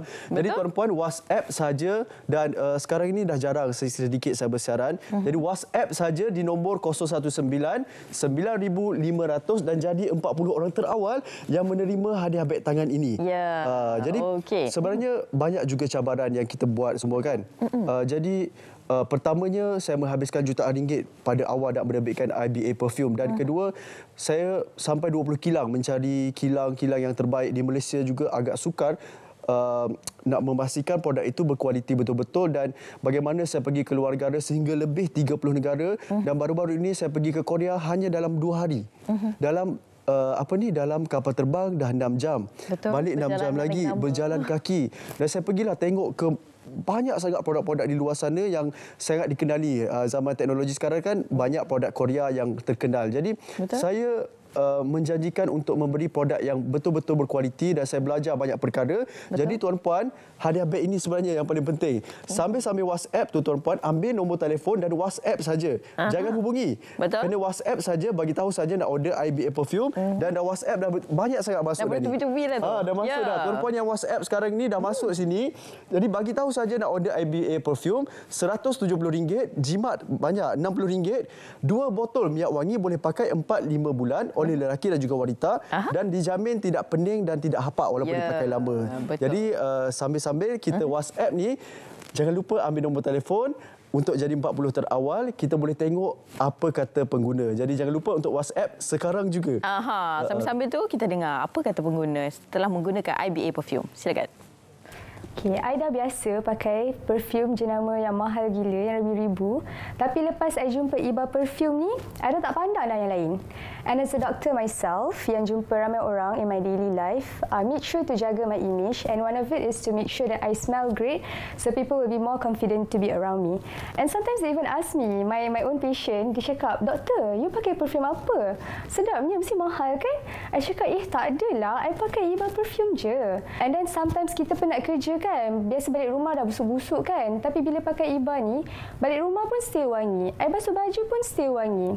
I tak reti nak explain macam mana bau dia ni. Bau dia memang sangat premium. Sometimes I pakai yang lelaki punya juga, tapi korang memang kena try sebab bau dia ni susah nak describe and tak tahu kat mana nak cari bau yang premium macam ni. Kalau tak tahu mana nak cari, dekat sini dah ada dah kan. Okey, jadi kita nak, yelah, macam kita tengok Kak Iqbal kan bagi hadiah yang agak mewah kan. Handbag yang cantik-cantik, baju pun tak kurangnya juga kan. Memang bergaya lah setiap minggu. Ni sebelah ni ada jambakan bukan bunga, duit. Duit sebenarnya dalam dia. Okey, baru-baru ini masa pelancaran yang ini juga saya ada bagi RM5,000 saya sediakan untuk pembeli terawal. Jadi kepada pembeli terawal akan dapat hadiah wang tunai lah. RM1,000 saya bagi untuk pembeli pertama. Sekarang ni pun kalau ada yang terawal saya akan pilih, dan juga yang pembayar kedua akan dapat RM500, yang ketiga akan dapat RM300, dan saya akan pilih dalam 30 orang untuk berikan RM100. Tapi kali ini beg dapat hadiah wang tunai pun kita akan pilihlah mana yang bertuah. Jadi tuan-puan yang buat pembayaran akan menerima ini bagi yang bertuah dan buat pembayaran terawal. Yang penting sekarang ini dah ada nombor telefon tu, cepat-cepat ambil nombor telefon dan WhatsApp saja, jangan hubungi. Dan kalau nak COD, barang sampai baru bayar pun boleh kita sediakan, kecuali Sabah Sarawak lah kan. Tapi saya lebih sarankan untuk buat pembayaran secara biasa. Seperti yang tera di kaca TV tu adalah permintaan bagi 1 jam pembelian. Dan sebenarnya 4-5 kali ganda lebih daripada ini pembelian yang berlaku. Jadi tuan-puan, selagi sempat untuk dapatkan 40 orang terawal menerima hadiah beg tangan yang sangat cantik ini, cepat-cepat WhatsApp juga. Jadi kena cepat-cepat WhatsApp sebab saya jarang bersiaran juga sekarang ini. Dan memang banyak sangat WhatsApp yang masuk. Masuk dah betul-betul tu. Jadi anda pun kena cepat juga. Terus membuat tempahan dan juga membuat bayaran dengan cepatlah kan. 40 yang terawal anda akan dapat handbag yang cantik ni. Dan juga kalau bertuah dapat duit. Okey. Kita boleh promosi lagi sekali kepada para penonton sekali lagi di ruangan yang ada ni untuk dapatkan promosi yang Iqbal bagi hari ni. Okey, tuan-puan, seperti mana yang tuan-puan tahu, mungkin saya selalu kerap bersiaran kan. Acap kali saya bersiaran di RTM. Tapi untuk kali ini adalah hari pelancaran juga untuk minyak wangi yang baru. Kalau ikutkan satu botol ini bernilai RM110 satu botol. Tapi hari ini saya bagi RM170 termasuk penghantaran ke Sabah Sarawak juga. Boleh ambil nombor telefon sekarang untuk WhatsApp. Satu-satu caranya untuk dapatkan adalah WhatsApp IBA Perfume di nombor 019-9500. Itu saja untuk dapatkan. Tak boleh call, tak boleh nak dapatkan di mana-mana. Hanya di sini saja, tak ada ejen, tak ada stokis. Dengan limited ni kita beri hadiah beg tangan ini hanya kepada 40 orang terawal. Jadi minyak wangi itu boleh pakai untuk lelaki, wanita juga, dan kita akan kongsikan banyak testimoni di sana dan gambar-gambar, video juga ketika saya pergi ke luar negara. Yang penting untuk kali terakhir, beberapa saat terakhir ni, boleh ambil gambar poster ataupun nombor telefon yang tertera di nombor 019-9500. WhatsApp saja untuk jadi yang terawal. 40 orang terawal saja yang akan dapat hadiah handbag ni. Baik, terima kasih saya ucapkan kepada Ahmad Iqbal Zulkifli selaku pengasas IBA Perfume. Terima kasih banyak, Iqbal. Okey, para penonton, anda boleh terus hubungi nombor yang tertera di kaca TV anda. Jangan call, terus WhatsApp untuk mendapatkan promosi yang cukup hebat ditawarkan oleh IBA Perfume. Baik, seterusnya para penonton, kita nak beralih ke cerita pagi Pulau Pinang yang akan berkongsi berkenaan dengan pameran pendidikan dan inovasi serantau. Dan bersama dengan rakan pelapor kita, Zatul, yang telah pun bersedia untuk berkongsi berkenaan dengan perkara tersebut. Silakan. Assalamualaikum, terima kasih rakan di Angkasa Putih. Baik, cerita pagi hari ini saya bawakan kepada anda berkenaan pameran pendidikan dan inovasi Inovasi Serantau Syed Sheikh Al-Hadi. Dan di dataran Kolej Islam Antarabangsa Kitab hari ini ada beberapa pameran ataupun kita kata aktiviti yang sedang berjalan ketika ini. Tapi untuk kita perincikan lagi berkenaan program hari ini, kita bersama dengan Timbalan Ketua Menteri 1 Datuk Dr. Muhammad Abdul Hamid. Silakan Datuk. Assalamualaikum Datuk. Assalamualaikum. Okey Datuk, mungkin Datuk boleh kita perincikan lagi berkenaan program ini kepada penonton Datuk. Baik, Assalamualaikum warahmatullahi wabarakatuh. Program pada pagi ini berlangsung daripada pukul 8 pagi sehingga pukul 1 tengah hari, dianjurkan oleh Al-Hadi Center, iaitu sebuah pusat kajian pemikiran dan ketamadunan Islam Negeri Pulau Pinang, iaitu sebuah agensi milik Kerajaan Negeri Pulau Pinang yang diposisikan pengendaliannya oleh Kolej Islam Teknologi Antarabangsa Kitab Pulau Pinang. Program ini mempunyai dua acara, iaitu yang pertamanya berkaitan dengan pameran pendidikan dan inovasi serantau Syed Sheikh Al-Hadi, dan yang keduanya adalah wakaton sihat oleh Kitab 1.0. Maknanya ada dua acara lah pada hari ini, iaitu berkaitan dengan pameran pendidikan dan inovasi, dan yang keduanya ada program wakaton lagi bermula pukul 9 pagi tadi yang dia orang belum lagi kembali ke tempat yang kita lepaskan wakaton berlangsung tadi. Datuk, mungkin Datuk lihat apa kita kata impak ataupun kesan program macam ni terhadap masyarakat, terutama kepada di negeri Pulau Pinang sendirilah. Ya, jadi gabungan dua program yang dianjurkan oleh Al-Hadi Center, iaitu berkaitan dengan wakaton yang pertamanya yang kita lepaskan tadi pukul 9. Dia menggambarkan bahawa ada kaitan di antara kecerdasan akal fikiran dan juga fizikal dalam menjalankan sebarang pekerjaan. Dengan gabungan wakaton dan juga pameran pendidikan dan inovasi ini menunjukkan bahawa kecerdasan akal dan fikiran dan juga tubuh badan yang sihat dapat kita menjalankan aktiviti-aktiviti, termasuk aktiviti-aktiviti pendidikan dan juga inovasi. Jadi dengan pameran yang diadakan oleh Al-Hadi Center dan juga Kitab Pulau Pinang ini menunjukkan bahawa bukan sahaja mereka dapat mempamerkan hasil-hasil kajian kepada masyarakat, malahan dapat menunjukkan hasil-hasil inovasi daripada kajian-kajian yang dijalankan di negeri Pulau Pinang. Baik, selain daripada itu Datuk, apa kira-kata harapan Datuk terhadap program-program yang dijalankan seperti ini Datuk? Ya, harapan saya dan juga Kerajaan Negeri Pulau Pinang dengan visi Penang 2030 yang kita meletakkan sasaran pada tahun 2030, iaitu negeri pintar dan hijau, iaitu berteraskan keluarga inspirasi negara.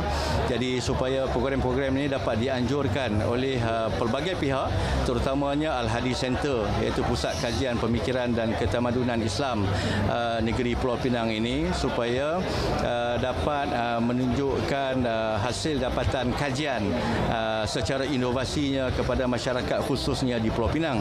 Bahkan kita gabungkan program dengan program sihat yang kita namakan Wakaton Sihat Kitab 1.0. Jadi harapan saya penganjuran ini dapat diteruskan dan Kerajaan Negeri Pulau Pinang memberi galakan dan sokongan yang kuat kepada penganjur-penganjur yang untuk menganjurkan program seumpama ini. Baik, terima kasih Datuk kerana sudi berkongsi dengan kami. Baik, saya kira itu dahulu perkongsian daripada Pulau Pinang. Kembali bersama rakan di Angkasa Puri. Silakan. Terima kasih kepada rakan kita dari Utara Tanah Air bersempena pameran pendidikan dan inovasi serantau Syed Sheikh Al-Hadi. Dan seterusnya kita akan bersama dengan dua tetamu kita untuk bincangkan tentang pembiayaan semula rumah atau refinancing. Jadi kita bersama dengan Nur Asilah Abdul Hamid dan juga Nur Fazlin Nisha Zamshah yang merupakan pegawai-pegawai pemasaran dari Jensen Agency. Terima kasih kerana bersama kami pagi ini. Terima kasih. Apakah definisi untuk pembiayaan semula rumah atau refinancing? Silakan, Asilah. Siapa-siapa? Okey, kalau macam kita bercakap berkenaan dengan pembiayaan semula rumah, okey, biasanya ini adalah satu kadar pinjaman yang mana kita tukarkan satu pinjaman yang lama kepada satu pinjaman yang baru. Itu adalah antara term yang secara ringkas kalau kita bercakap tentang pembiayaan semula rumah. Jadi siapa yang memerlukan pembiayaan semula ataupun refinancing yang mana pinjaman lama ditukarkan dengan pinjaman yang baru? Okey, kalau kita bercakap tentang siapa yang memerlukan untuk pembiayaan semula rumah ni, ini adalah pada kita fokus kepada mereka yang mungkin memerlukan lebihan tunai untuk lain-lain kegunaan dan dalam masa yang sama untuk mengurangkan juga komitmen bulanan yang mereka tengah bayar sekarang. So, secara amnya, rakyat Malaysia bukan hanya tertumpu pada satu komitmen sahaja, tapi mereka ada pembiayaan seperti kereta, rumah, kad kredit, personal loan. Jadi daripada situ, pembiayaan semula rumah boleh membantu satukan semua komitmen yang mereka ada kepada satu pinjaman yang baru, yang mana ini dalam masa yang sama boleh menurunkan kadar faedah yang mereka tengah bayar sekarang. Jadi konsep ini mungkin asing kepada ramai kerana mungkin tidak terfikir untuk melakukannya. Ya. Jadi bagaimana proses untuk melakukan pembiayaan semula ini? Okey, proses dia terbahagi kepada beberapa proses. So, kebiasaannya apa yang akan dilakukan adalah kami akan memeriksa latar belakang customer dan dia ada proses kelayakan yang perlu dilihat jugalah. Jadi mungkin dari pihak Jensen Agency boleh terangkan apakah kriteria yang diperlukan. Sekiranya ada di antara penonton kita di rumah yang ingin mendapatkan perkhidmatan Jensen untuk melakukan pembiayaan semula. Okey, so mereka boleh menghubungi kita di Jensen Agency yang mana kita menawarkan perkhidmatan secara percuma yang mana tiada apa-apa bayaran dikenakan dan mereka mungkin boleh melihat sama ada adakah layak untuk mereka melakukan pembiayaan semula rumah. Sebab mungkin kebanyakan daripada customer Jensen Agency sendiri akan soalan pertamalah yang mereka akan tanya, apa itu refinance? Apa itu pembiayaan semula rumah? So untuk pembiayaan semula rumah ni tak semua rakyat Malaysia berkelayakan. Jadi kita akan melakukan satu pemeriksaan kelayakan dan kita akan bagi konsultasi secara percuma kepada mereka. Jadi amnya siapakah para pelanggan yang selalu mendapatkan khidmat Jensen Agency? Okey, kita kalau daripada site kami sendiri di Jensen Agency, so customer yang memerlukan perkhidmatan untuk Jensen Agency adalah customer yang mengalami komitmen yang tinggi dan mereka fokus untuk turunkan komitmen yang mereka tengah bayar sekarang. Apakah maklum balas daripada pelanggan-pelanggan sedia ada? Biasanya kalau selepas melakukan semakan semua, biasanya macam mana soalan? Sorry. Maklum balas daripada pelanggan sedia ada? Biasanya mereka berpuas hati dengan semua servis yang kami lakukan dari segi semakan, dari segi harga, nilai dan pengiraan semua. Jadi saya rasa setakat yang saya ada bekerja sekarang ni untuk Jensen Agency, saya belum terima apa-apa negatif feedback daripada customer lagi lah. Jadi pihak Jensen Agency akan berhubung dengan bank dan akan menjadi perantara di antara pelanggan dan bank untuk mendapatkan khidmat ini bagi membantu anda menurunkan kadar faedah sedia ada dan juga membantu mendapatkan lebihan tunai. Apa anda lakukan dengan lebihan tunai itu masih terpulang kepada anda. Betul. Jadi lebihan tunai ini mungkin anda akan gunakan untuk menambah keperluan dalam rumah ataupun melancong kerana ya, betul. Jadi ini adalah semua antara perkara-perkara yang boleh anda fikirkan sekiranya memerlukan lebihan wang. Prosesnya bagaimana? Mereka perlu terus berhubung dengan pihak Jensen terlebih dahulu. Apakah dokumen yang perlu mereka sediakan sebelum datang kepada pihak Jensen? Okey, so untuk kita melakukan pemeriksaan, kita hanya perlukan CTOS report customer yang mana daripada situ kita boleh tengok komitmen apa yang customer tengah bayar dan apa masalah yang mereka tengah hadapi. So daripada situ kita akan buat satu pengiraan dan jelaskan kepada customer berapa bayaran bulanan selepas mereka melakukan refinance dan apa yang mereka berapa lebihan tunai yang mereka boleh dapat daripada situ. Dan seterusnya mungkin soalan yang sering ditanya, kalau blacklist dan sebagainya, kalau tersenarai hitam, adakah mereka masih boleh mendapat khidmat Jensen? Okey, kalau proses untuk customer yang melalui blacklist, kita akan kebiasaannya akan menasihati customer untuk buat pembayaran secara terus untuk mereka punya masalah yang mereka hadapi dan seterusnya baru kami akan buat proses untuk submission untuk customer tersebut. Jadi bank-bank yang berurusan dengan pihak Jensen semua jenama bank ataupun ada jenama pilihan? Kebanyakan bank yang kita bekerjasama adalah bank-bank yang besar juga dan kita bekerjasama dengan beberapa bank antaranya seperti CIMB, Bank dan ada yang lain-lain juga. Ini nak cakap pasal bank ni sebenarnya setiap bank dia ada lain punya kriteria. Jadi kita akan tengok profil customer tu sesuai dengan bank yang mana. Betul tak Faz? Betul. Jenis rumah macam mana yang boleh refinance? Semua jenis rumah ataupun ada rumah-rumah yang tertentu sahaja? Setakat ni saya rasa kebiasaannya pelanggan ataupun pemohon yang datang untuk memohon melakukan pembiayaan semula rumah banyak yang rumah landed, ada apartment, ada certain low cost tapi actually depends pada customer punya ni jugalah. Anything apa-apa pun kita perlu buat semakan tentang dia punya nilai hartanah baru boleh teruskan. Ya, sudah pasti Jensen akan melakukan penilaian dengan penilai berwibawa untuk mendapatkan nilai semasa rumah. Tapi saya ada nak highlight sedikit berkenaan dengan pinjaman LPPSA. Kalau macam Cik Terence pernah dengar juga. Okey, pinjaman LPPSA ini adalah secara kalau dikategorikan adalah sebagai lembaga pembiayaan perumahan sektor awam yang mana dia fokus kepada pembiayaan yang dihaskan untuk pekerja sektor awam. Jadi kebanyakan soalan daripada customer yang Jensen terima adalah saya punya loan LPPSA, so boleh ke saya nak buat refinance ni? So LPPSA punya loan boleh ke? Jadi saya nak menjawab persoalan tu. Jadi sebenarnya pinjaman LPPSA memang boleh dibuat untuk refinance pembiayaan semula rumah tukar kepada bank. Jadi apa yang tak boleh adalah LPPSA loan kepada LPPSA itu sendiri.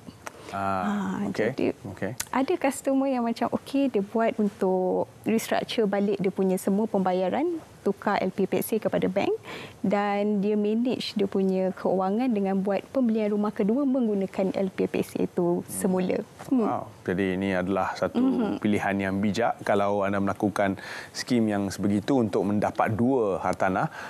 Bermakna ia adalah menguntungkan anda dan LPPSA selalunya kalau boleh dibayar secara lamsam, ada juga tertakluk pada terma dan syarat. Jadi perlu lihat sudah berapa lama anda membayar LPPSA tersebut dan sebagainya. Jadi untuk pihak Jensen, di mana lokasi anda? Kami beroperasi di Bukit Jalil, hanya berhadapan di Pavilion Bukit Jalil.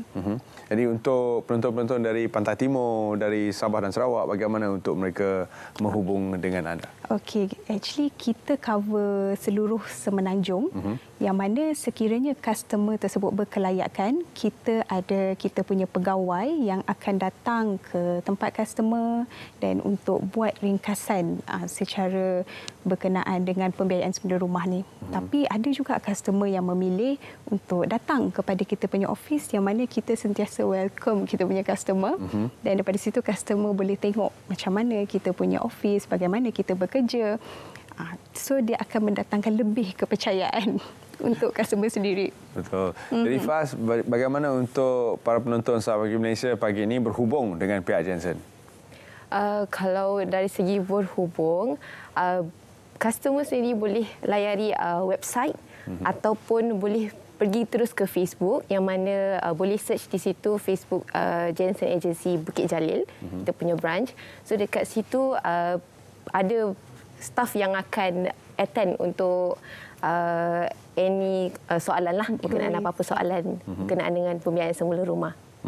Jadi laman sesawang dan juga lembaran Facebook telah pun kami sediakan di skrin anda sekarang juga. Sekiranya anda mempunyai apa-apa soalan berkaitan dengan pembiayaan semula dan sama ada anda layak ataupun tidak, anda boleh terus layari laman sesawang yang tersedia di skrin sekarang juga ataupun pergi sahaja ke akaun Facebook Jensen untuk berhubung dengan pegawai-pegawai yang bertugas.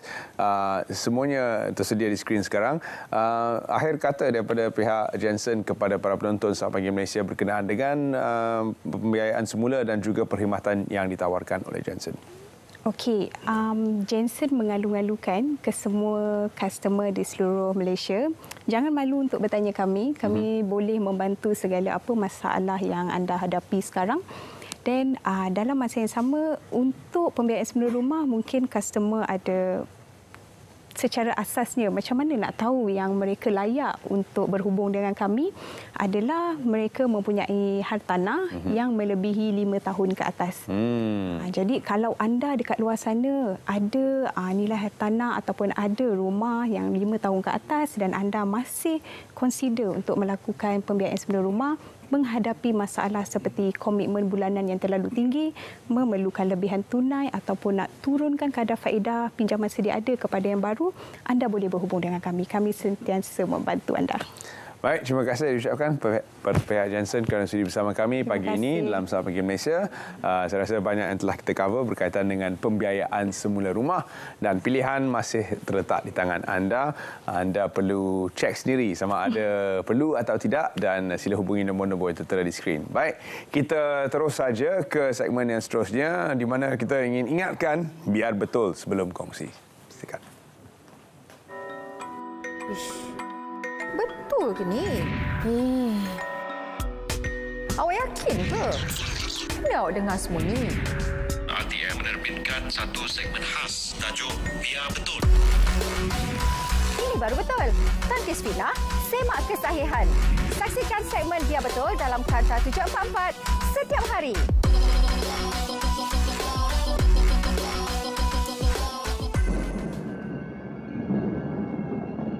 اللهم إنا نجعلك في نحور أعدائنا ونعوذ بك من شرورهم اللهم بدد شملهم وفرق جمعهم وشتت كلماتهم وزلزل أقدامهم وسلط عليهم كلبا من كلابك يا قهار يا جبار يا منتقم يا الله يا الله يا الله اللهم يا منزل الكتاب يا مجري السحاب يا هازم الأحزاب اهزمهم اهزمهم اهزمهم وانصرنا عليهم. Ya Allah, kami letakkan kamu di batang leher musuh-musuh kami dan kami berlindung denganmu dari kejahatan mereka. Ya Allah, hancurkan kumpulan mereka. Ya Allah, pecahkan pakatan mereka. Ya Allah, leburkan pendirian mereka. Ya Allah, musnahkan langkah mereka. Cengkamkan anjing-anjingmu kepada mereka.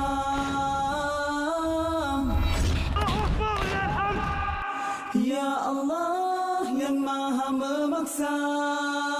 Ya Allah yang maha perkasa.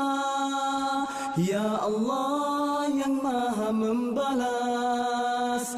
Ya Allah, Ya Allah, Ya Allah.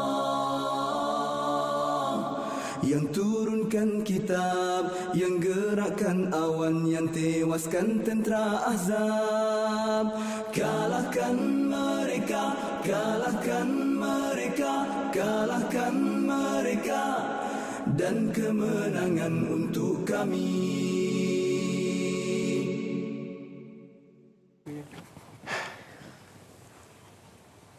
Terima kasih kerana terus setia bersama kami pagi ini dalam Selamat Pagi Malaysia.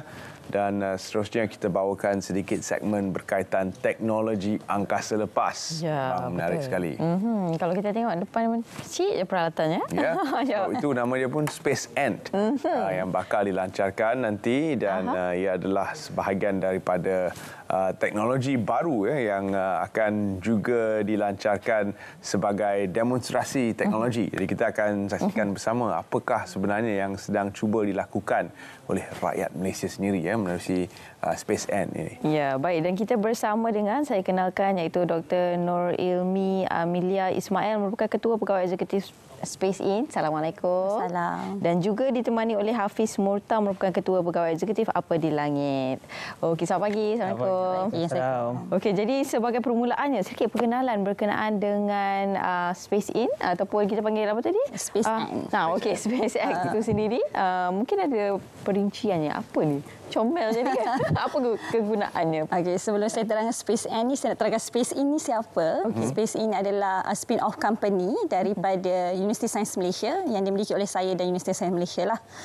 Dan kami fokus kepada perniagaan pembuatan satelit kecil dan juga pendidikan angkasa.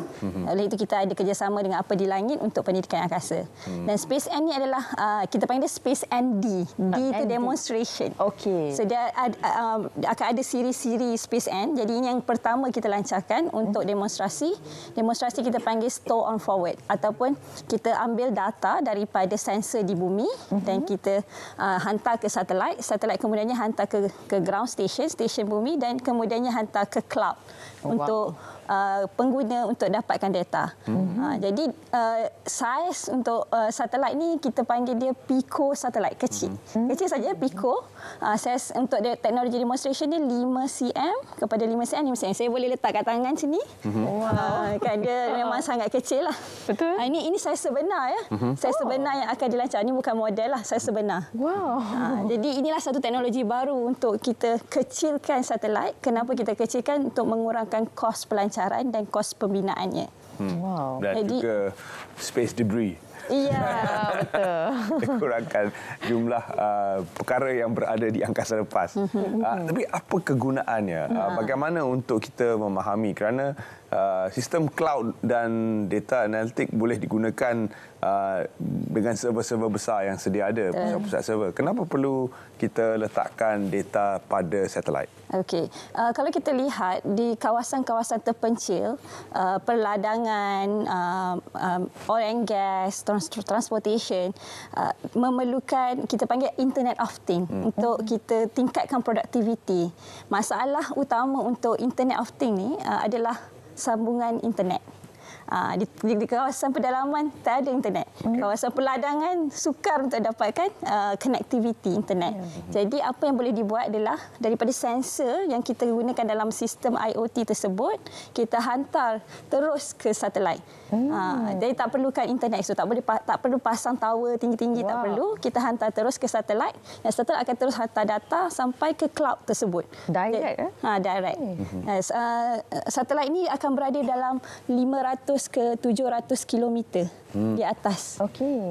Jadi atas stratosfer. Atas stratosfer. Kalau kita tengok langit dalam 2 kilometer, kapal terbang 10 kilometer, ni 600 kilometer. Jadi bila 600 kilometer dia boleh cover almost semua Malaysia lah. Luas lagi. Luas lagi lah. Jadi untuk teknologi demonstration ni ada beberapa kita punya partner akan letakkan sensor untuk kita tengok apakah data-data yang dia akan hantar.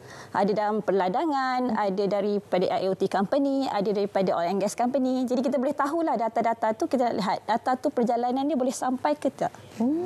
Jadi semua machine readable data boleh digunakan atau yes. Kalau apa-apa sensor yang kita ada, sebenarnya kita boleh hantar dengan menggunakan, kita juga ada buat satu kita punya modem lah untuk connectkan kita punya satelit kepada sensor tersebut. Wow, memang menarik sekali. Wow. Dan bagaimana pula peranan yang dimainkan oleh Apa di Langit? Okay, terima kasih. Pertamanya kita tahu yang negara kita baru saja mengumumkan kan Malaysia Space Exploration 2030. Jadi matlamat utama ialah untuk menggerakkan, membangunkan industri angkasa negara. Salah satu teras utama dalam Malaysia Space Exploration 2030 ialah membangunkan capital ataupun talent development untuk negara kita. Maknanya kita mahukan rakyat kita, masyarakat kita boleh membangunkan teknologi angkasa lepas. Jadi peranan Apa di Langit ialah untuk menyediakan platform pendidikan teknologi angkasa kepada pelajar-pelajar kita. Pengenalan tentang satelit adalah sangat-sangat yang baru dan kebetulan dengan pelancaran SpaceN oleh SpaceIn, jadi kita menganjurkan workshop CanSat, iaitu Can Satellite, satelit kecil yang boleh dibina oleh pelajar-pelajar untuk mereka merasa bagaimana sebenarnya satelit itu dibangunkan dan mengumpul data-data yang boleh diterima daripada sensor-sensor yang disediakan di dalam satelit tersebut. Jadi pengenalan kepada teknologi satelit ini. Kalau nampak tadi begitu canggih kan, macam-macam kan. Pelajar-pelajar kita boleh juga lakukan benda yang sama. Okey, dan doktor, untuk pelancaran ini difahamkan ada pelbagai aktiviti yang akan diadakan untuk melancarkan BSN ini sendiri. Betul. Kita bekerjasama dengan Apa di Langit untuk mewar-warkan mengenai pelancaran SpaceN ini menggunakan SpaceN dirancangkan menggunakan SpaceX roket Falcon 9 di Amerika Syarikat. Dan pelancaran ini insya-Allah 12 November pukul 2.47 pagi. Lagi tak lama dah. Tak lama dah. Pada pagi tersebut Apa di Langit dan SpaceIn akan kita ada program lah untuk kita war-warkan, kita bincangkan mengenai SpaceN dan juga kita ada aktiviti untuk pelajar universiti iaitu hackathon, boleh layari Facebook kami SpaceIn dan juga workshop CanSat. Dan kami ada beberapa siri talk untuk mengenalkan teknologi satelit kepada publik lah. Jadi Falcon 9 roketnya agak besar. Agak besar, tapi dia bukan bawa satu sajalah. Dia ada beberapa lah. Bukan satu SpaceX, tapi beberapa lagi satelit lain selain daripada SpaceN. Dan selain daripada itu, kita juga ingin tahu apakah kebolehpasaran teknologi seperti ini. Di manakah keperluannya dalam negara pada pendapat Apa di Langit. Okey, terima kasih. Jadi kita tahu yang ekonomi angkasa lepas sekarang ini tengah berkembang dengan pesat di serata dunia.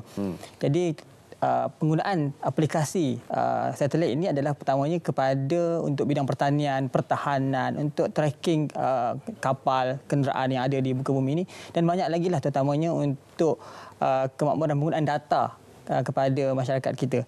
Jadi sebenarnya data angkasa lepas ini bertambah banyak, makin banyak, terutamanya juga melibatkan sekarang ni orang cakap pasal karbon ekonomi, right? Untuk menjejak pengeluaran karbon. Digunakan juga dengan data satelit. Ataupun climate change pun menggunakan data daripada satelit. Jadi sebenarnya banyak data-data ni boleh diteroka dan dibangunkan aplikasinya serta syarikat-syarikat baru juga boleh muncul untuk pembangunan atau kemajuan ekonomi angkasa. Jadi kita mahu melihat rakyat kita menceburi teknologi angkasa lepas dan juga mencari peluang untuk penggunaan data-data daripada angkasa. Okey, untuk membina teknologi angkasa lepas bukannya mudah dan bukannya murah. Bagaimana untuk mendapatkan dana kepada mereka di luar sana yang mungkin berminat untuk menjadi seperti SpaceIn dan melancarkan satelit dan sebagainya? Bagaimana SpaceIn bermula dan bagaimana anda mendapat dana untuk membina satelit dan seterusnya bekerjasama dengan syarikat yang membawa anda ke SpaceX? Kami bermula di Universiti Sains Malaysia. Jadi dana pertama adalah daripada Universiti Sains Malaysia untuk pengkomersialan produk-produk di Universiti Sains Malaysia. Bila tertubuhnya SpaceIn, kita juga dapat dana daripada Teraju. So kami menang Super Teraju dan juga dana daripada Cradle. Jadi dua dana ni, dana Teraju kita gunakan untuk pembuatan satelit, Cradle untuk pembinaan data center. Dan juga daripada investment daripada beberapa company, antaranya adalah 137 Ventures, investor untuk SpaceIn dan juga duit capital sendirilah daripada SpaceIn sendiri. Wow. Itu satu-satu ciri-ciri yang perlu ada pada semua entrepreneur. Ya, betul. Kena guna duit sendiri juga. Kami sangat bernasib baik kerana kerajaan sangat menyokong apa yang kami lakukan.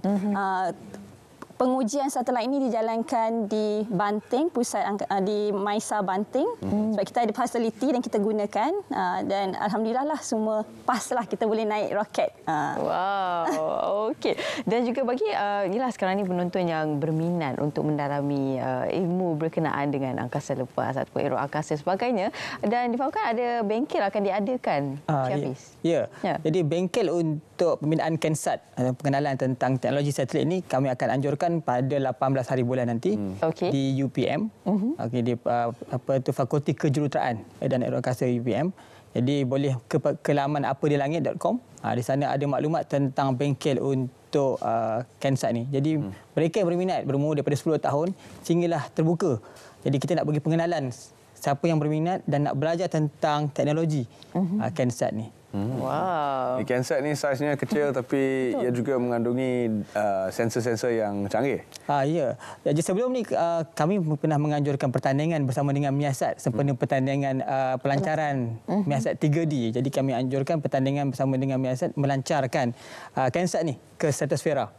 Jadi pelajar-pelajar peserta pertandingan tersebut mendapatkan data maklumat daripada Kensat yang telah dilancarkan menggunakan high altitude balloon. Wow. Belum sampai ke angkasa lepas. Belum lagi. Jadi kita akan ke sana dulu. High altitude balloon tu pun sebenarnya daripada SpaceX. Kami ada beberapa produk high altitude balloon, Kensat dan juga satelit. Wow. Jadi seluruh ruang angkasa lah. Banyak lapisannya. Okey, dan sedikit harapan daripada doktor sendiri berkenaan dengan pelancaran poket satelit Malaysia ni.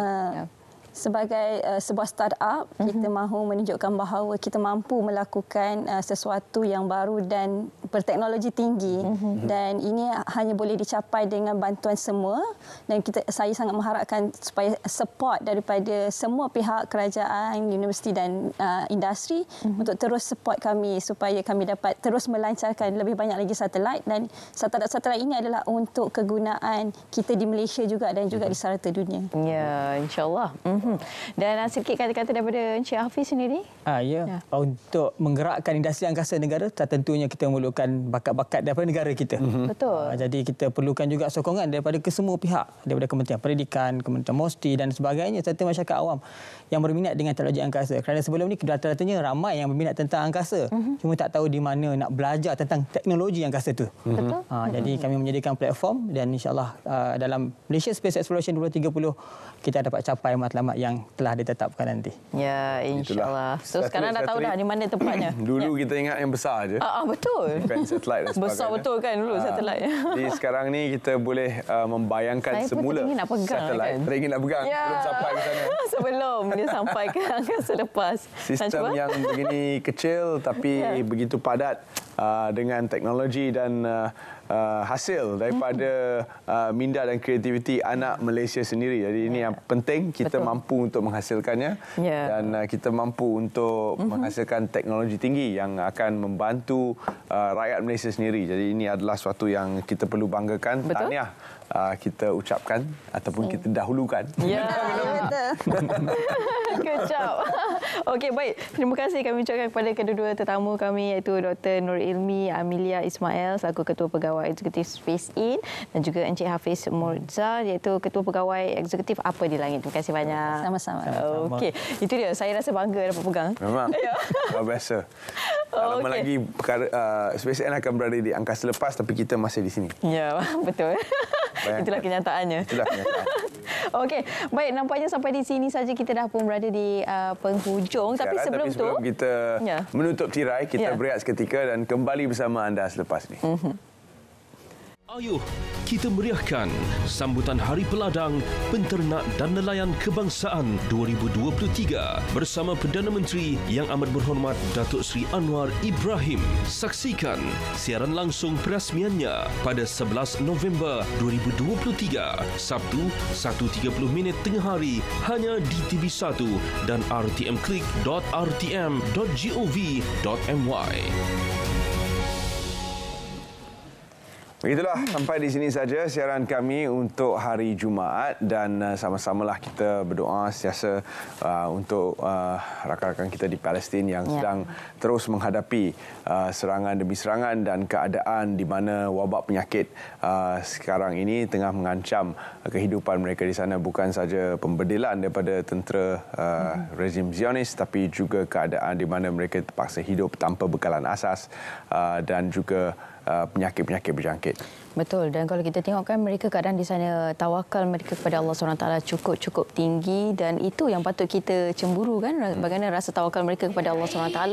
Dan kita di sini, mereka diuji di sana bukanlah bererti kita selesa dan kita tidak diuji di sini, tapi sebenarnya kita juga turut diuji di sini. Jadi sama-sama kita mendoakan moga Allah memberikan mereka kemudahan dan kemenangan, insya-Allah. Salam Jumaat daripada kami. Terima kasih kerana terus setia menemani kami dalam semua siaran Selamat Pagi Malaysia dari Sungai ke Segara. Palestin pasti merdeka. InsyaAllah. Jumpa lagi. Assalamualaikum.